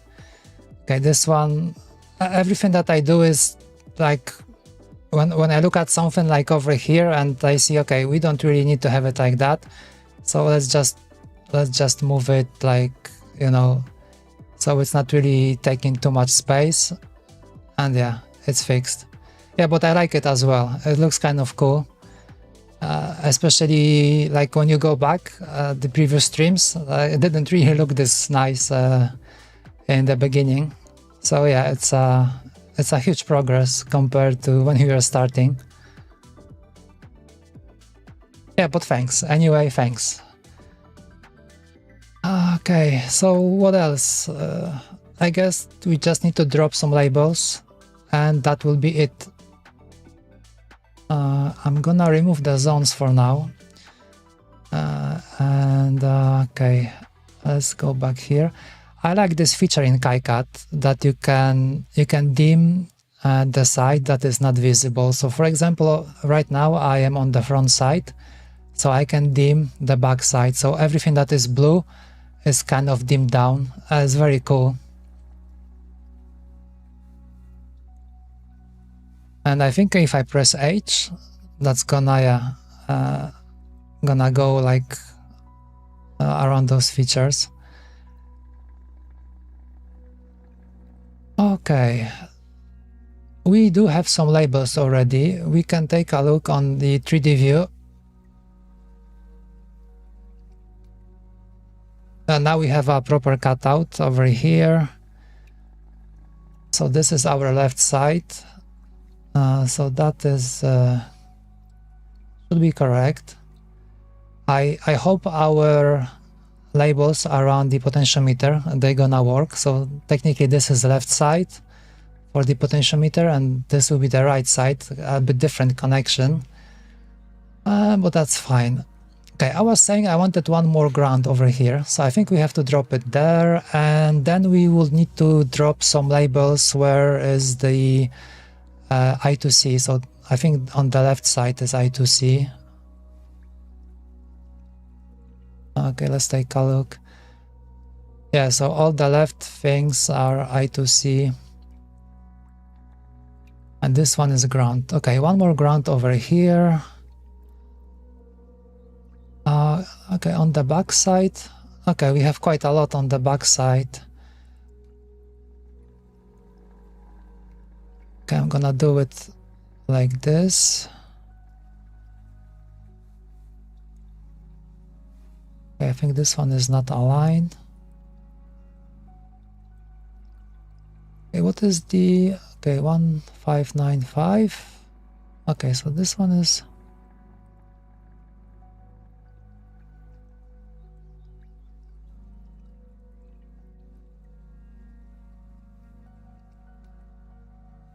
And this one, okay, the pad. This one is ground. Cool. Let's jump to the top.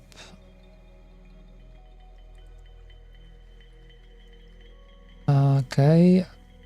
Makes me wonder if I click it right now and copy and paste, would it only paste the pad or would it paste like the whole thing? Okay.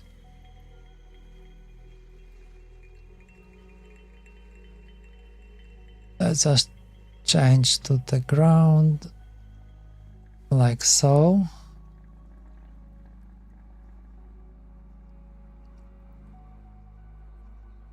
Okay.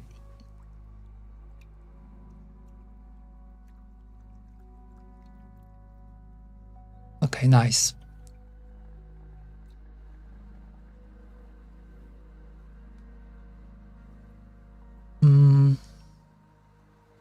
Okay, I think that's it.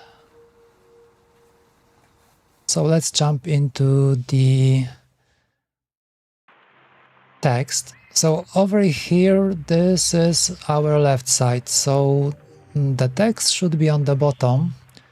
So if you flip it over, yeah, so we have correctly the common pin over here, and then we have B and A.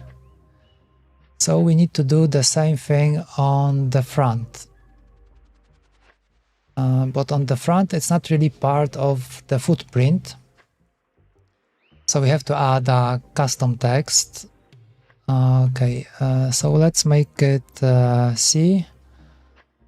And that will be on the bottom silk screen. So silk screen is where they're gonna print text. Okay, it's a little bit different. Okay, I need to select text. Where is text? Over here. Cool. What is the size of this one? Thickness with height. Okay.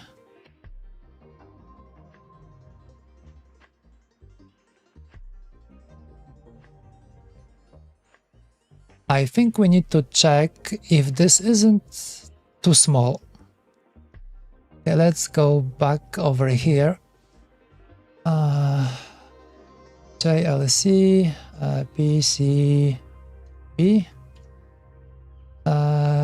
Okay, capabilities. I think they mentioned something. Okay, flex PCB, rigid, alright. And there was a piece talking about, I think it's called solder, no, not solder mask. Legend, yes.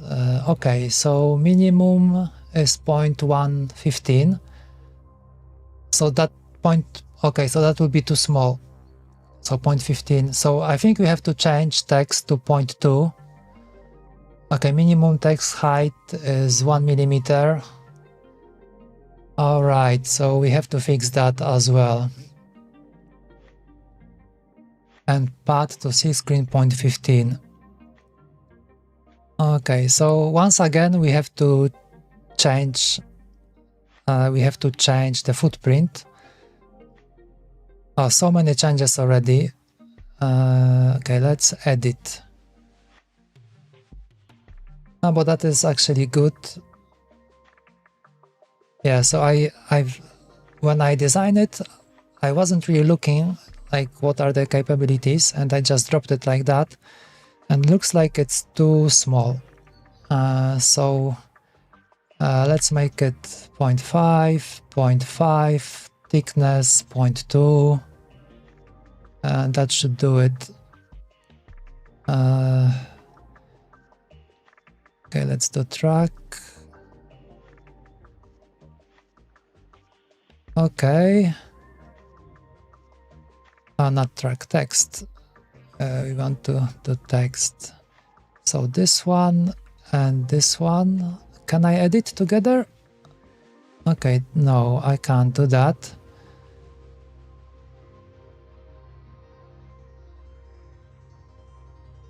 Okay, so 1.5, 1.5, and this 1.2 should be okay. Alright, like this.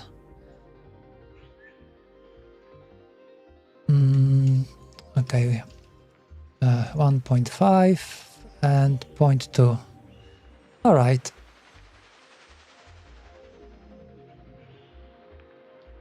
I think something that I will remember now. So every time I will make a text, I think I will remember to go with these values. Alright, so this one is changed.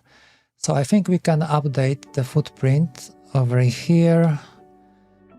Okay, where is it? Update this one. And okay. Okay, it changed already. Kind of. Does it look changed? I just want text. No, it didn't. I think I have to. I think there was a setting that I missed. What was it? Remove. Okay, update, reset. Yes, text layers. Okay, maybe this one. Text size, styles, and position. Okay, let's take a look. Yes, now it's correct. Okay, so let's take a look at the PCB. Okay, looking pretty good. Should be easy to read. Also, there is this issue, like if you make those letters too small, if you go, for example, like with 0.15 maybe, they can do it, but usually there are some like artifacts or something is wrong with those letters, and sometimes it's close to impossible to read. So I think it's better to have it a little bit bigger. I mean, we do have it like 0.15 already, or was it, what's the size? Okay, its thickness is 0.2, so that should be enough of a margin. Okay, so that is the bottom part, right? So bottom is here, and So this text should be on the front. Thickness 0.2 and 1.5 and 1.5.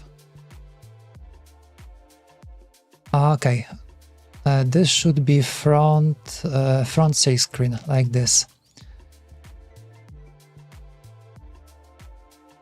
Okay, let's take a look if it looks okay. Yeah. Okay, looks fine. Really nice, easy to read. I hope they can print it okay.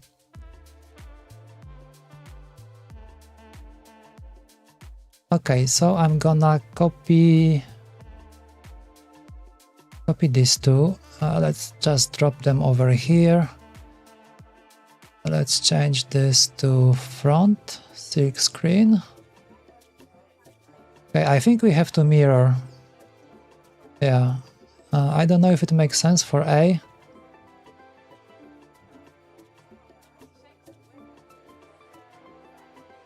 Like so. Like this, okay. Yeah, that looks nice. So we have ABC, so we should be able to tell which pin is what.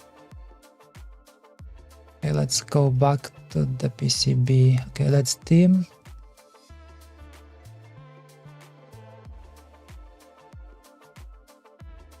Okay, looks like if we dim, it will also dim the text. Okay, so that is the front ABC and that is the bottom ABC. Okay, this part is done. Should I make something to be able to tell that this part is actually connecting to the expander?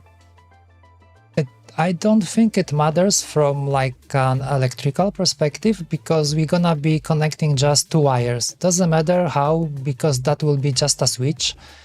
And I think all of them mostly stand out, like over here, like they're all aligned.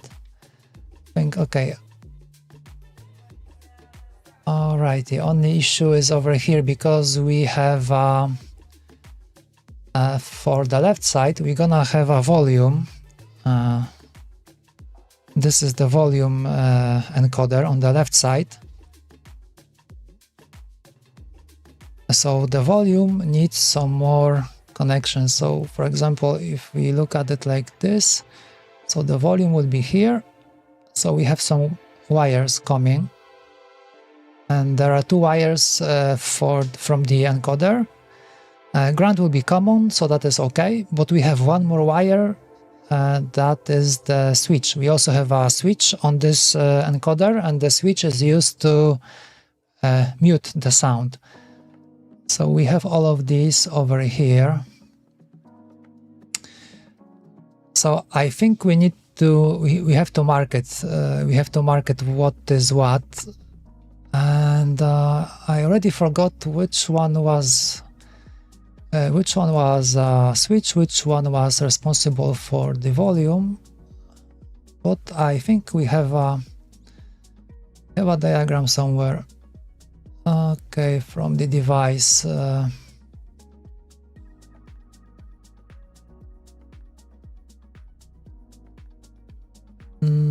I think this one, or maybe this one. A new window. Oh yeah, okay.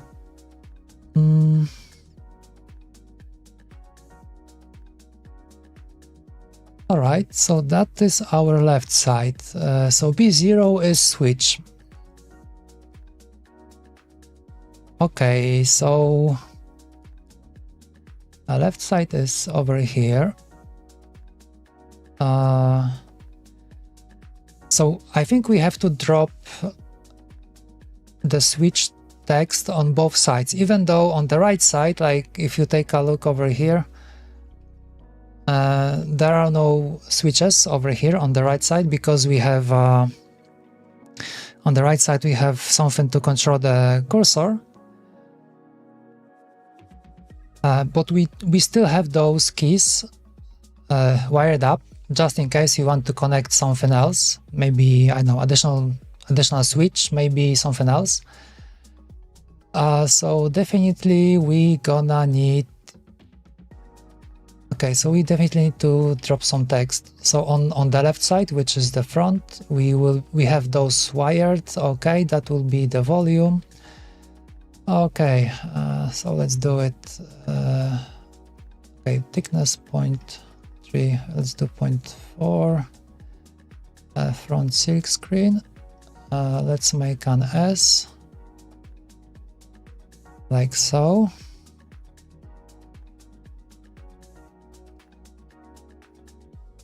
Okay, so, and I need to do over here. Okay, let's copy and paste. So this one, I think I will just leave it with the standard name. I think I will just leave it with the B2. So this way I will know that this is actually scroll up or volume up, the motion up on the encoder, whatever I will connect. So okay, let's do it like this. Let's do it B2. And this one we have to change to B1.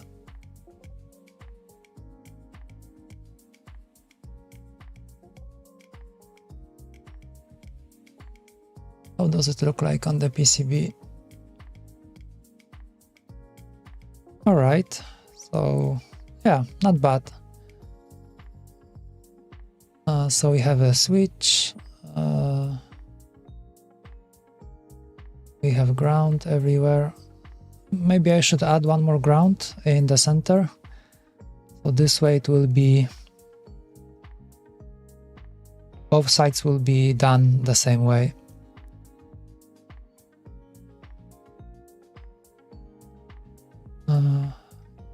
Add, and this will be ground. Okay, like this. And if we look on the other side, yeah, so over here we have like everything is ground. Okay, so I think now I will just copy this. I think I'll paste it like on the side a little, and we need to change, this will be our bottom silk screen. I think we have to mirror it. Okay, and just move it like this, B2, B1, and the switch is over here.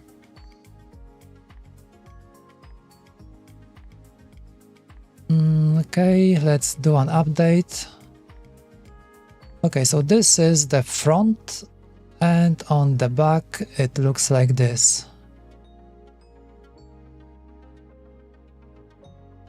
Okay.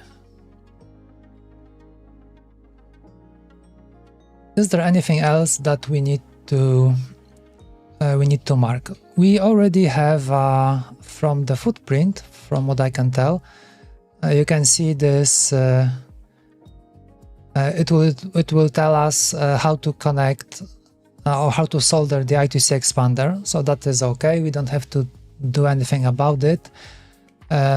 These two pads are not connected because they come from the footprint, and so it happened that we didn't have enough connections on the left side to have those two wired. So ultimately I decided to just not use the switches on the horizontal encoders. Okay, over here we have I2C. Okay, I think we need to mark which one is what, because I think second one is ground, and so forth. So we have to mark what is what over here. What is this stuff? I don't know. We have to check. Yeah, I think all of these are ground, so that is okay for us. We don't have to mark these. Or maybe we do, because like over here, I don't know which one is ground, this one or this one. If I were to bet I would say this one goes to the I2C. But at the same time, does it really matter? It doesn't really matter which one is what, because like all of them that are like this, all of them are actually connecting to I2C. So this one and this one. So that doesn't really matter that much.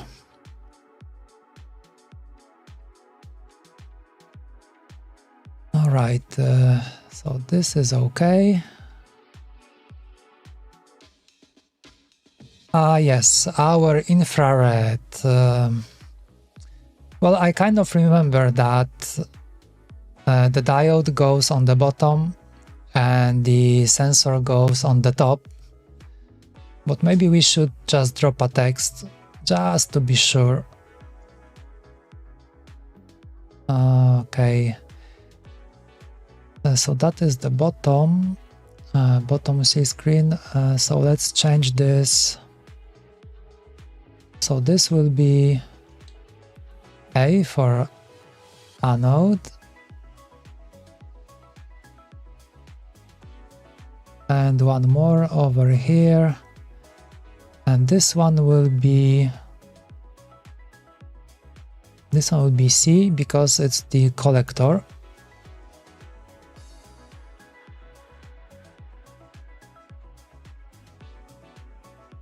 So that's the left side.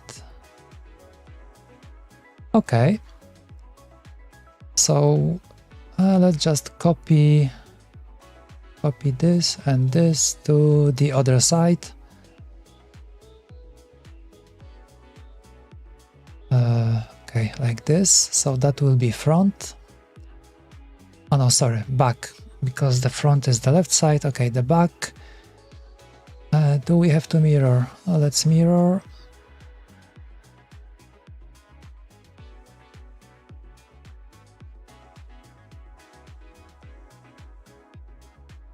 Okay.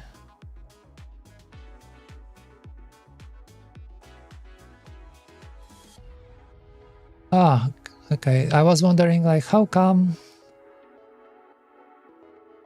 Okay, we had some extra text because I had B1, B2 and switch copied into the clipboard and I didn't notice. Okay, so collector and anode, and on this side collector and anode on top. I mean collector on top and anode on the bottom.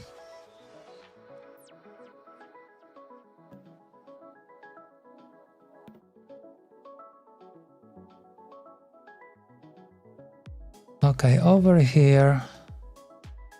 Okay, over here I need to drop text as well because these are from the left side. Yeah, so these are these two because like on this one. So the final version, at least for now, won't have those extra keys. So these are kind of like a leftover. So I would need to drop a text, so this way I will know which pin on the I2C expander they connect to. So just in case I would like to connect something extra, then I will know to which pin is it and which position, like on the matrix it will be. Okay. So where are we? Front silk screen. I'm gonna copy just one and I'm gonna paste one here and one over here. Okay, so this one is A4.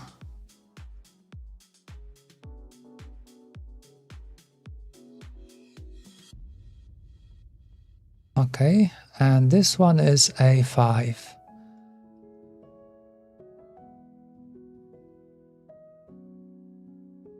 Okay, so on the front, is there anything else? Okay, the bottom where we have all the VCC, we don't really have to do anything.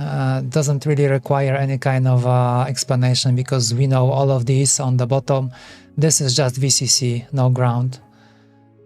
Although I think it maybe, okay, when I think about it, wouldn't it be better to have some ground, just like over here? Like one SDA, one ground, one SDA, one ground. Maybe this doesn't really matter over here that much, but okay, I think we need to do something like this.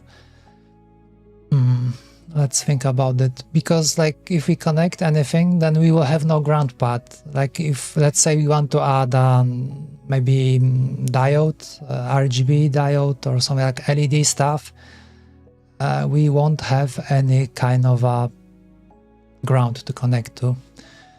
Okay, good that I look into it. So we have to remove some of these, every second one, like so. Okay.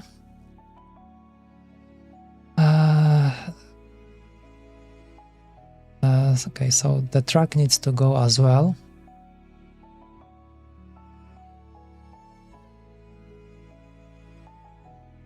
Actually, on both ends. Okay, like this.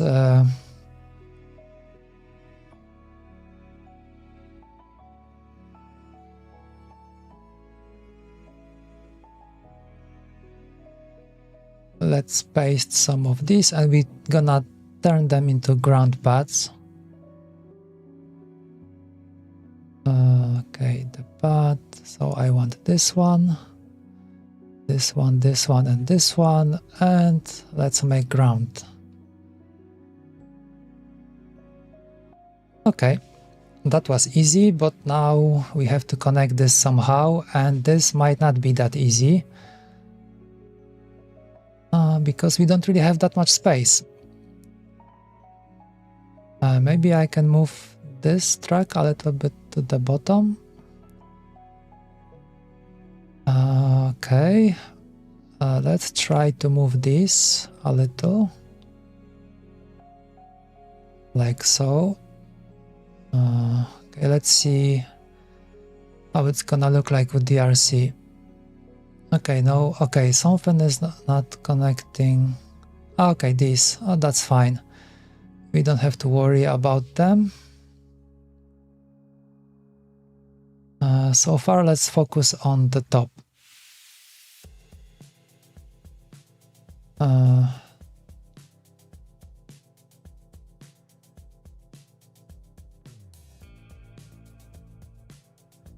So difficult to hit X.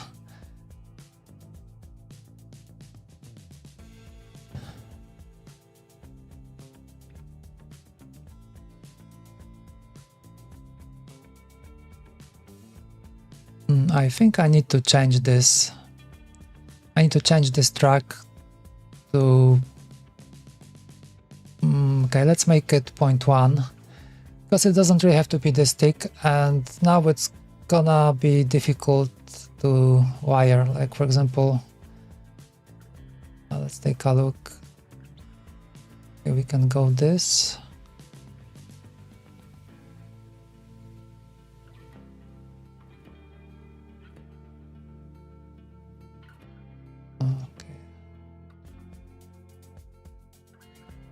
Something like this, and most probably there will be no DRC. I'm gonna cut out ground. Yeah. Okay, that is... okay, that's gonna be a little bit troublesome. What can we do about it?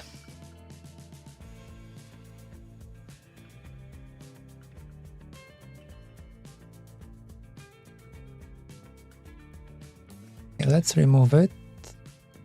Let's do like this. Can I go from here? Would it fit?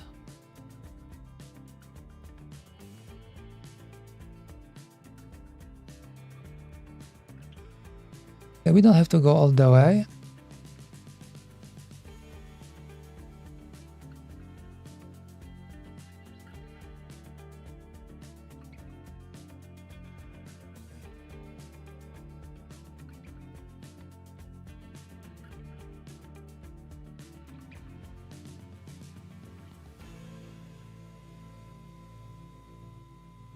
it's complaining about some ground pins. Yeah, we'll look into it later.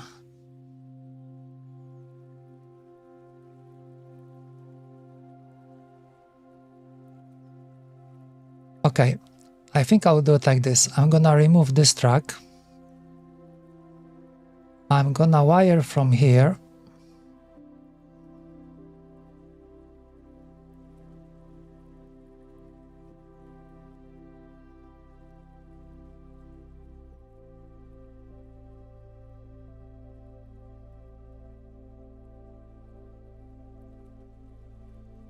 Let's make this one 0.1. It doesn't have to be the stick.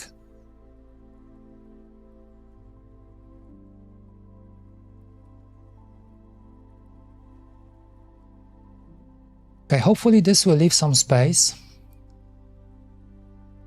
so we can have a infill over here. Yes, that is correct. So we managed to get some stuff over here. Okay, okay, this one is not really connecting. That's not an issue.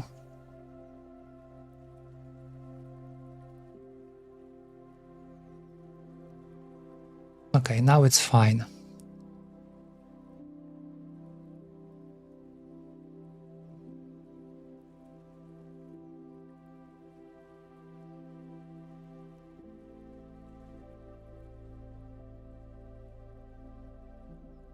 Okay, I wanted to move it a little bit up.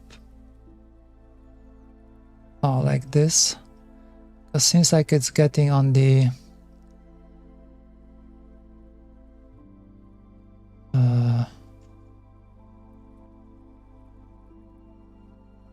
okay, like this should be better, maybe.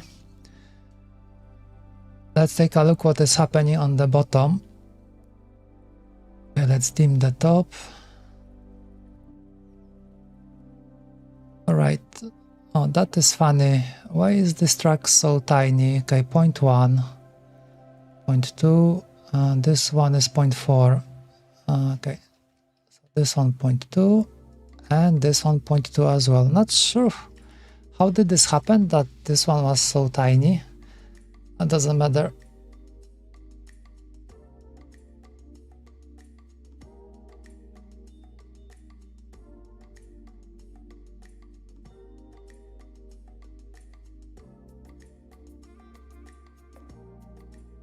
Alright, so this one, this one, this one, and this one. So we have it bottom. Yeah, right, I need to check paths. It makes you wonder why are they kind of grayed out.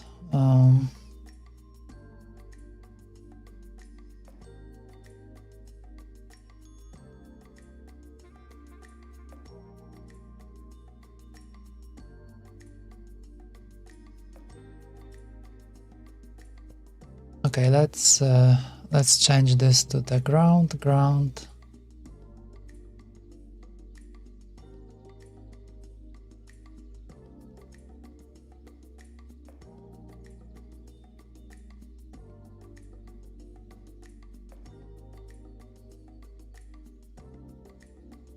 Okay, I think I know.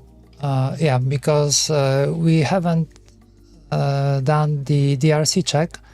So this zone here is filled, and that's why they look like this, kind of like grayed out. I was thinking that maybe there's something wrong with the way that they're connected, but no. How about we go like this?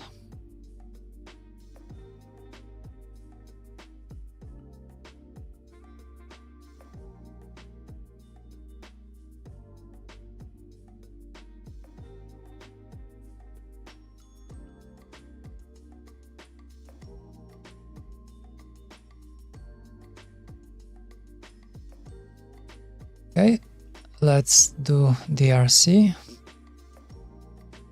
Okay, no errors, everything is connecting, so not that bad.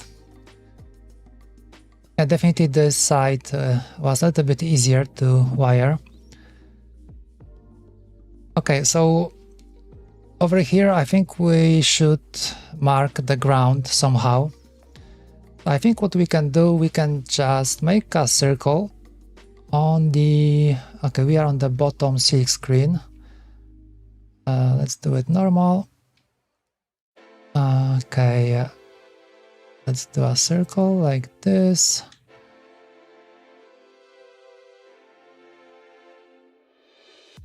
Okay, let's try to...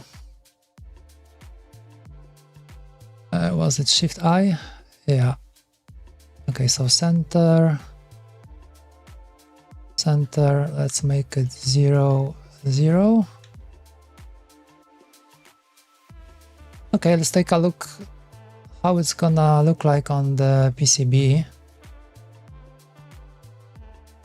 It's over here. So it looks kind of like a double.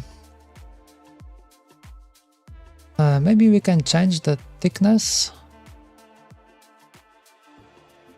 Let's make it... it's too small either way. Let's make it 0.2. Yeah, so now it's more obvious that this one is a ground. Okay, we can do it like this.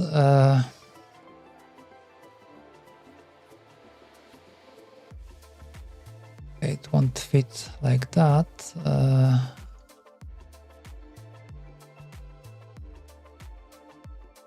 0 and 0. Okay, and now let's just do graphics. So, like so, Control C and Control V.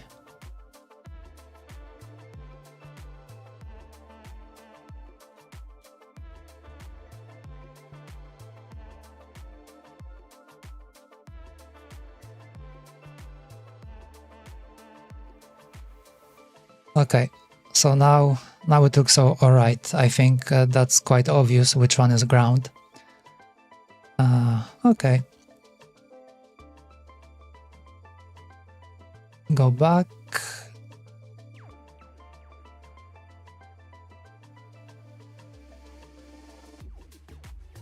Okay, we have this one done. Okay, we need to do the same thing on the other side.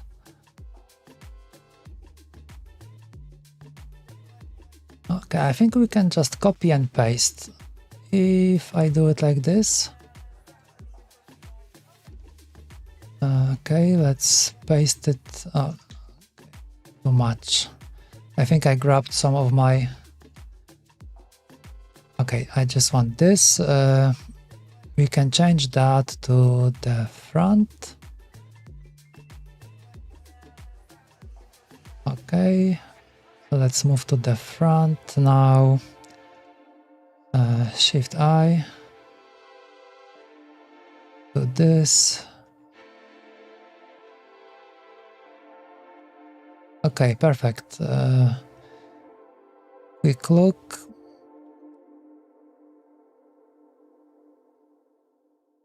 Okay, so that is correct. We know these are ground pins.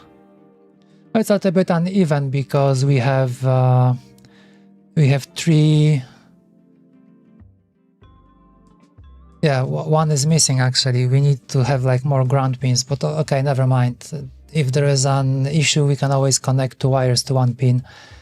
There's not much space either way.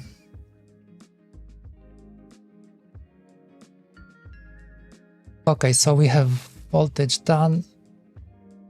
Okay, let's do this one right now.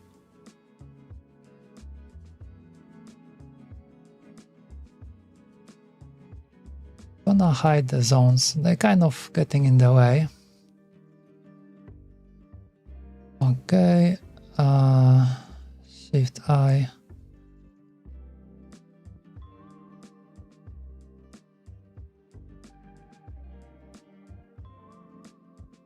Okay, one ground.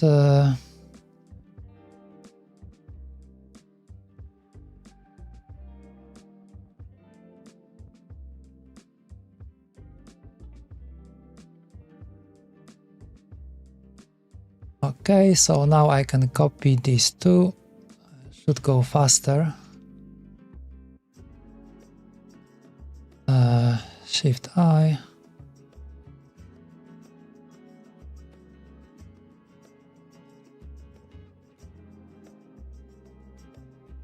And we have two more.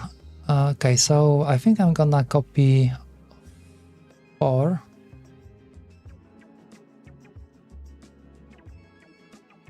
Like this, Shift I from here to here, and okay. This is alright. Let's take a look. If I do it like this, if I copy, I think I only managed to select my own stuff. Yeah. Oh no, I'm dragging something else as well. That is okay. So this one goes to the bottom now. Select all, and we also move to the bottom, silk screen, Shift I, and from here, here.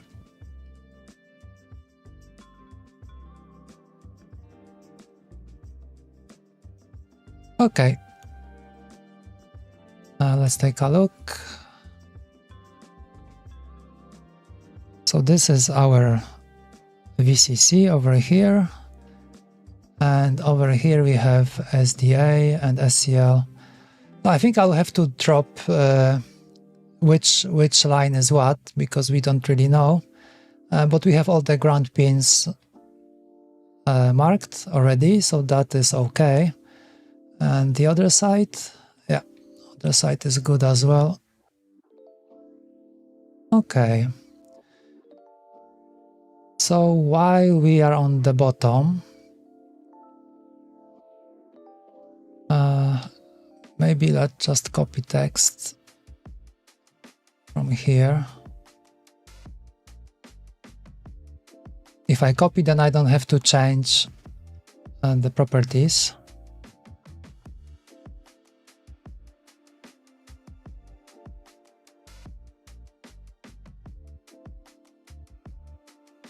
Okay, so over here we are on the bottom, and this one is SDA. SDA.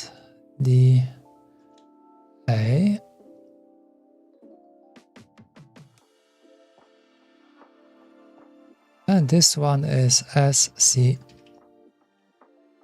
Uppercase and L.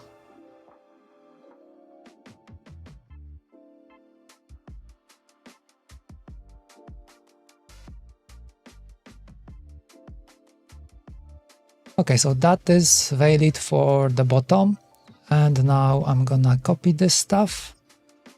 I'm gonna jump to the top. I think we should maybe rotate. Yeah, I think this needs to be mirrored. Let's take a look. Yeah, I think it should be mirrored.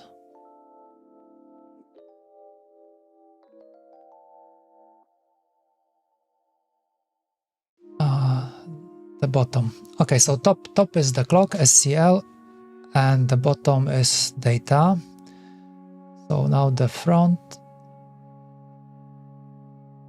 it's the other way around. So the top is data and the bottom is the clock.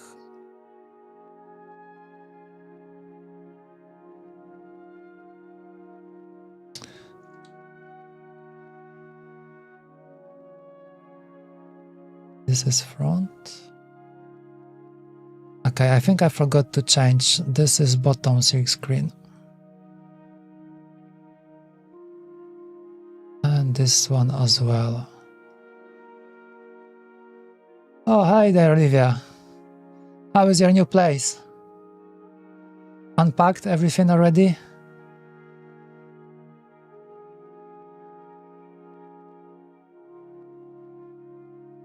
Messy, of course.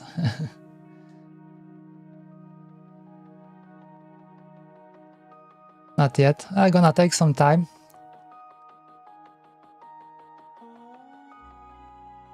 Okay, front thick screen. So that is SDA. And the clock is here.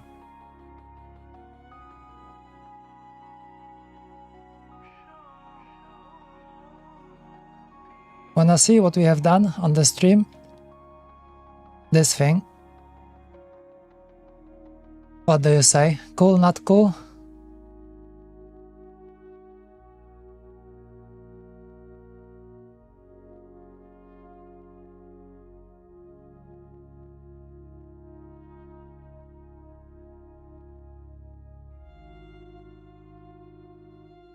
Okay, and the bottom.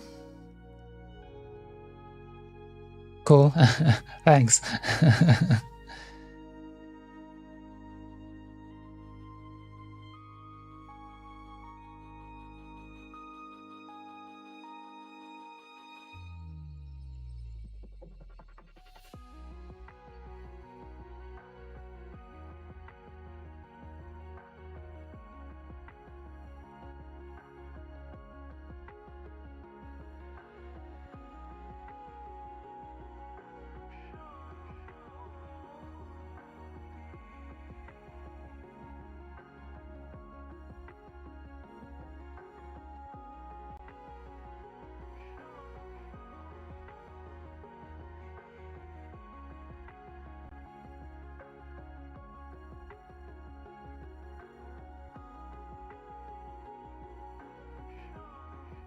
Okay, I think we are almost done with this thing.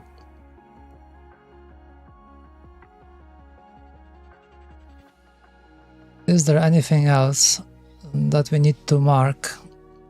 Okay, these pins, I think over here we need some more stuff. Oh no, this one is done. Yay. Yeah, almost done, but still I don't know if it's gonna work, even if it's manufactured, so there is still a bit of uncertainty. But I think it's more or less okay.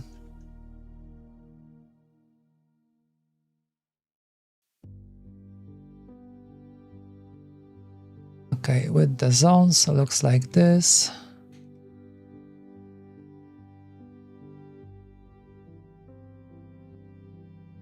All right.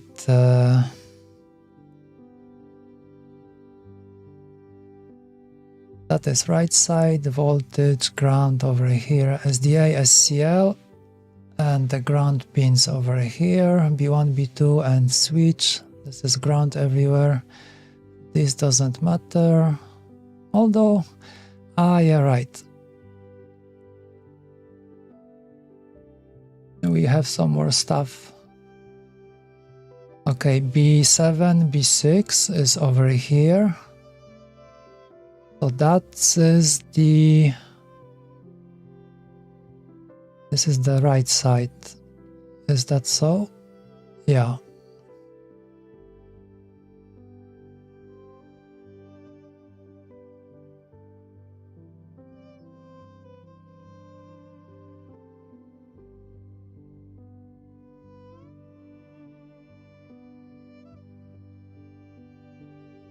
Okay, so I need some more text still. This one and this one.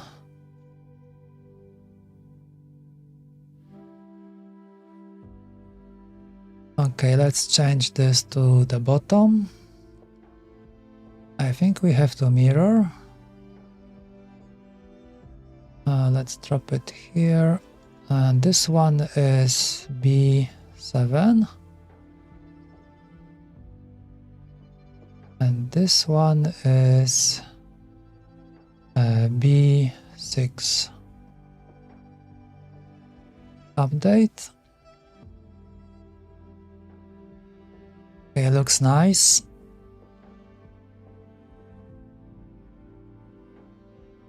Alrighty, B7, B6. On the right side, B7, B6. Okay, and where did I put? Okay, B2, B1, and B0. over here. Alright, so I think that is mostly okay. I'm kind of tempted to mark all the ground pins.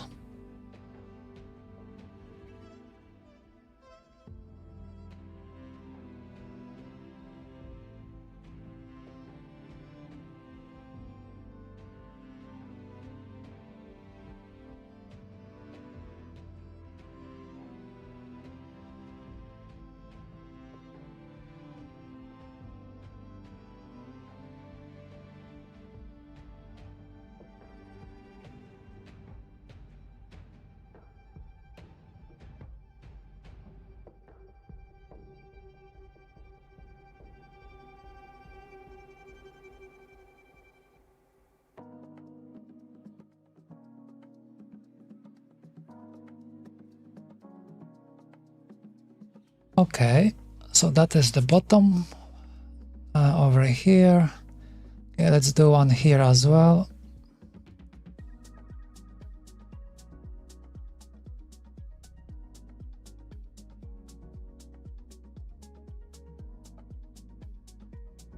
Perfect.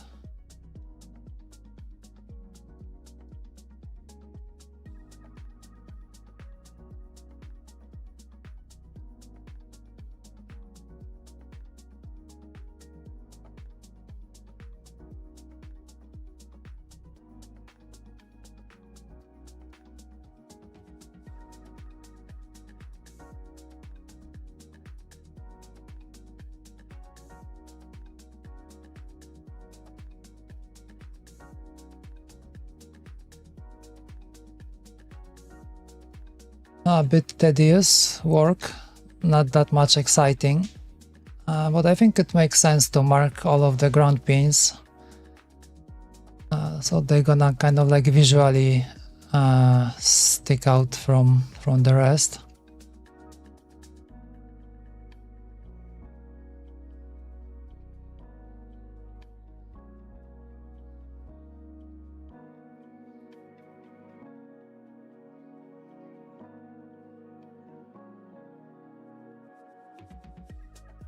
Okay, Shift I. I think it was a good idea to make this shortcut. I'm kind of abusing it right now. Okay, ground, ground, ground everywhere. This is fine.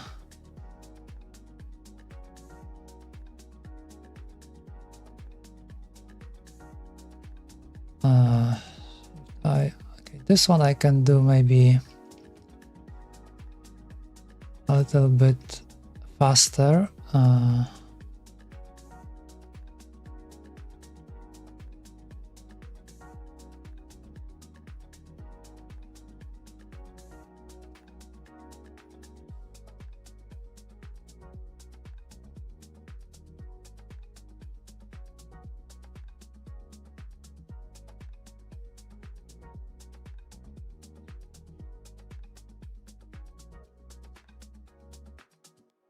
Okay.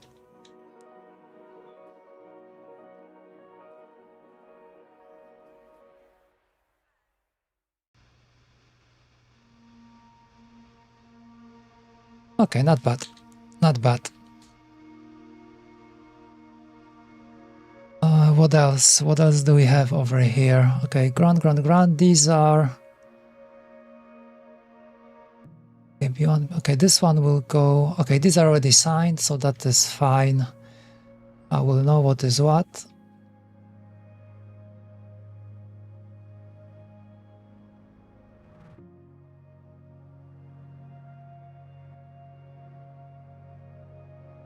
Oh.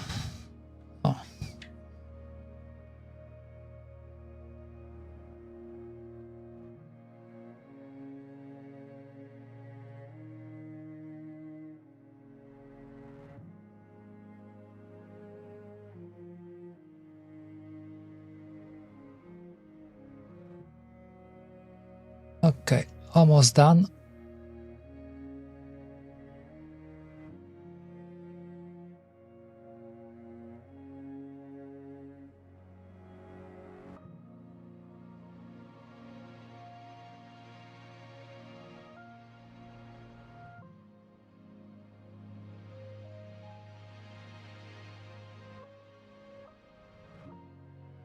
Okay.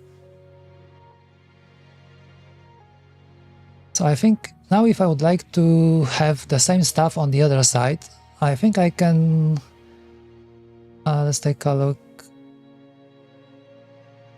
Yeah, okay, I would like to only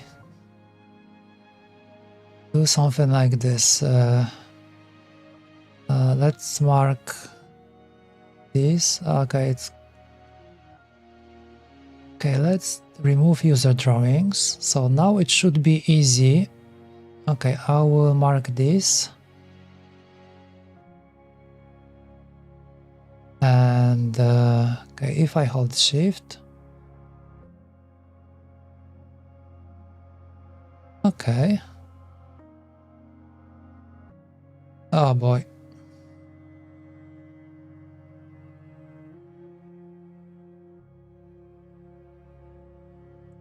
Maybe this way will be faster. Let's change this to the front.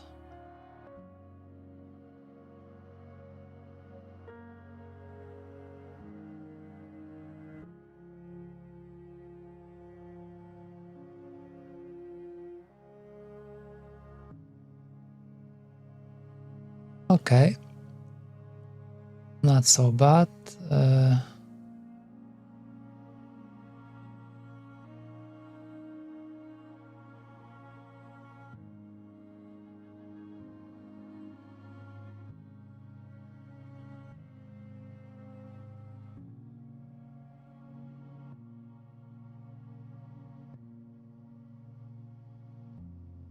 Over here should be fast. I will just copy.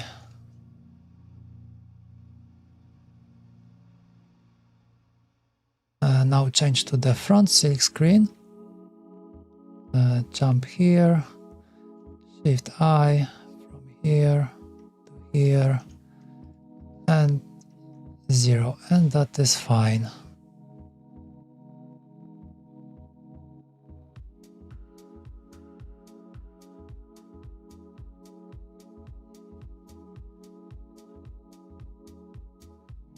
This we have done already.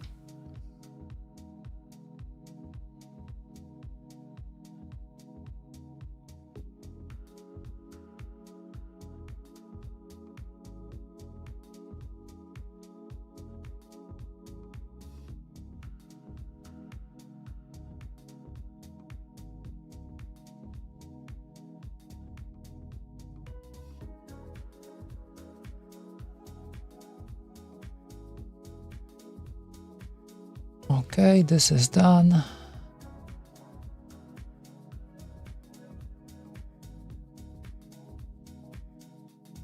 Okay, maybe let's do it like this. This one, this one, this one, this and this. Ctrl C, Ctrl V. Now let's change this to the front. Shift I.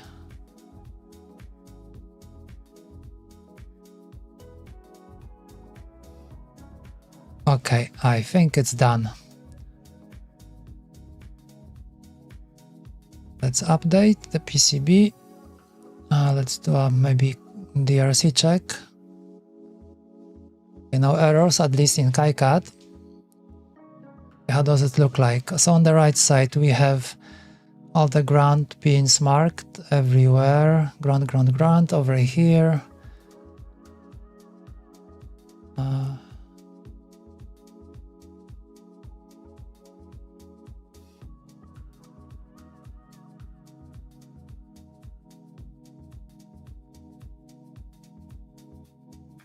Is this correct? Okay, ground over here.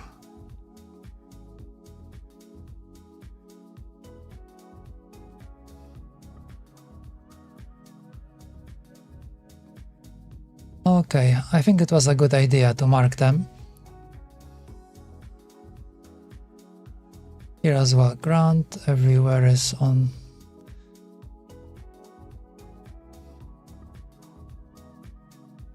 Ah yeah, okay.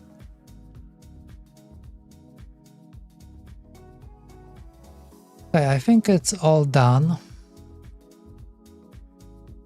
A5, A4. So that is correct as well.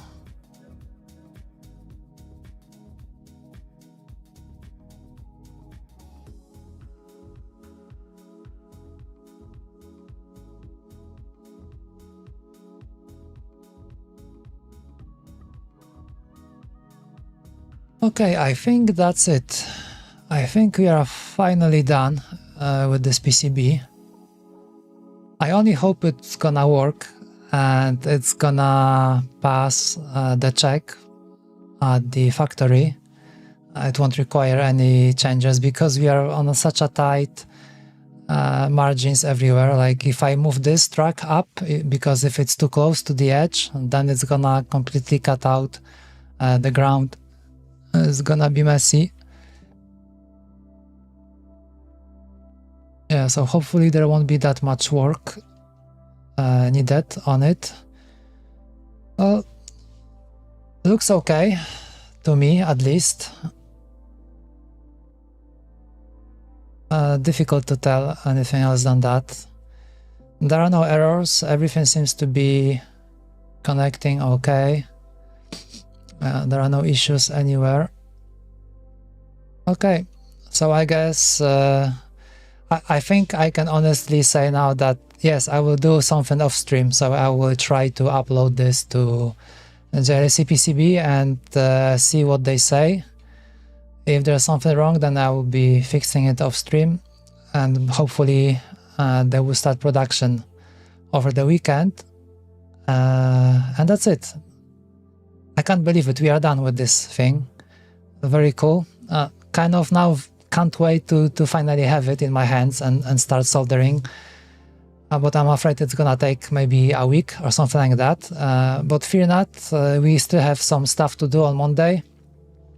Since we will be waiting on the PCB, we can do some work on Chordie.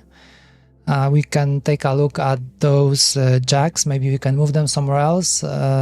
We also have to take a look at the firmware because it keeps crashing and I don't know what's happening. I hope changing this readout from 2 separate banks to just one will help resolve the issue, because it looks like it's an issue with I2C, because every time it hangs, I managed to check this and I had the HID listen and the keyboard is in debug, so it was spitting out errors, but it was spitting out errors from QMK, from I2C, not from the matrix where is my code, but like somewhere deep from the QMK that it can't really read pins from the I2C.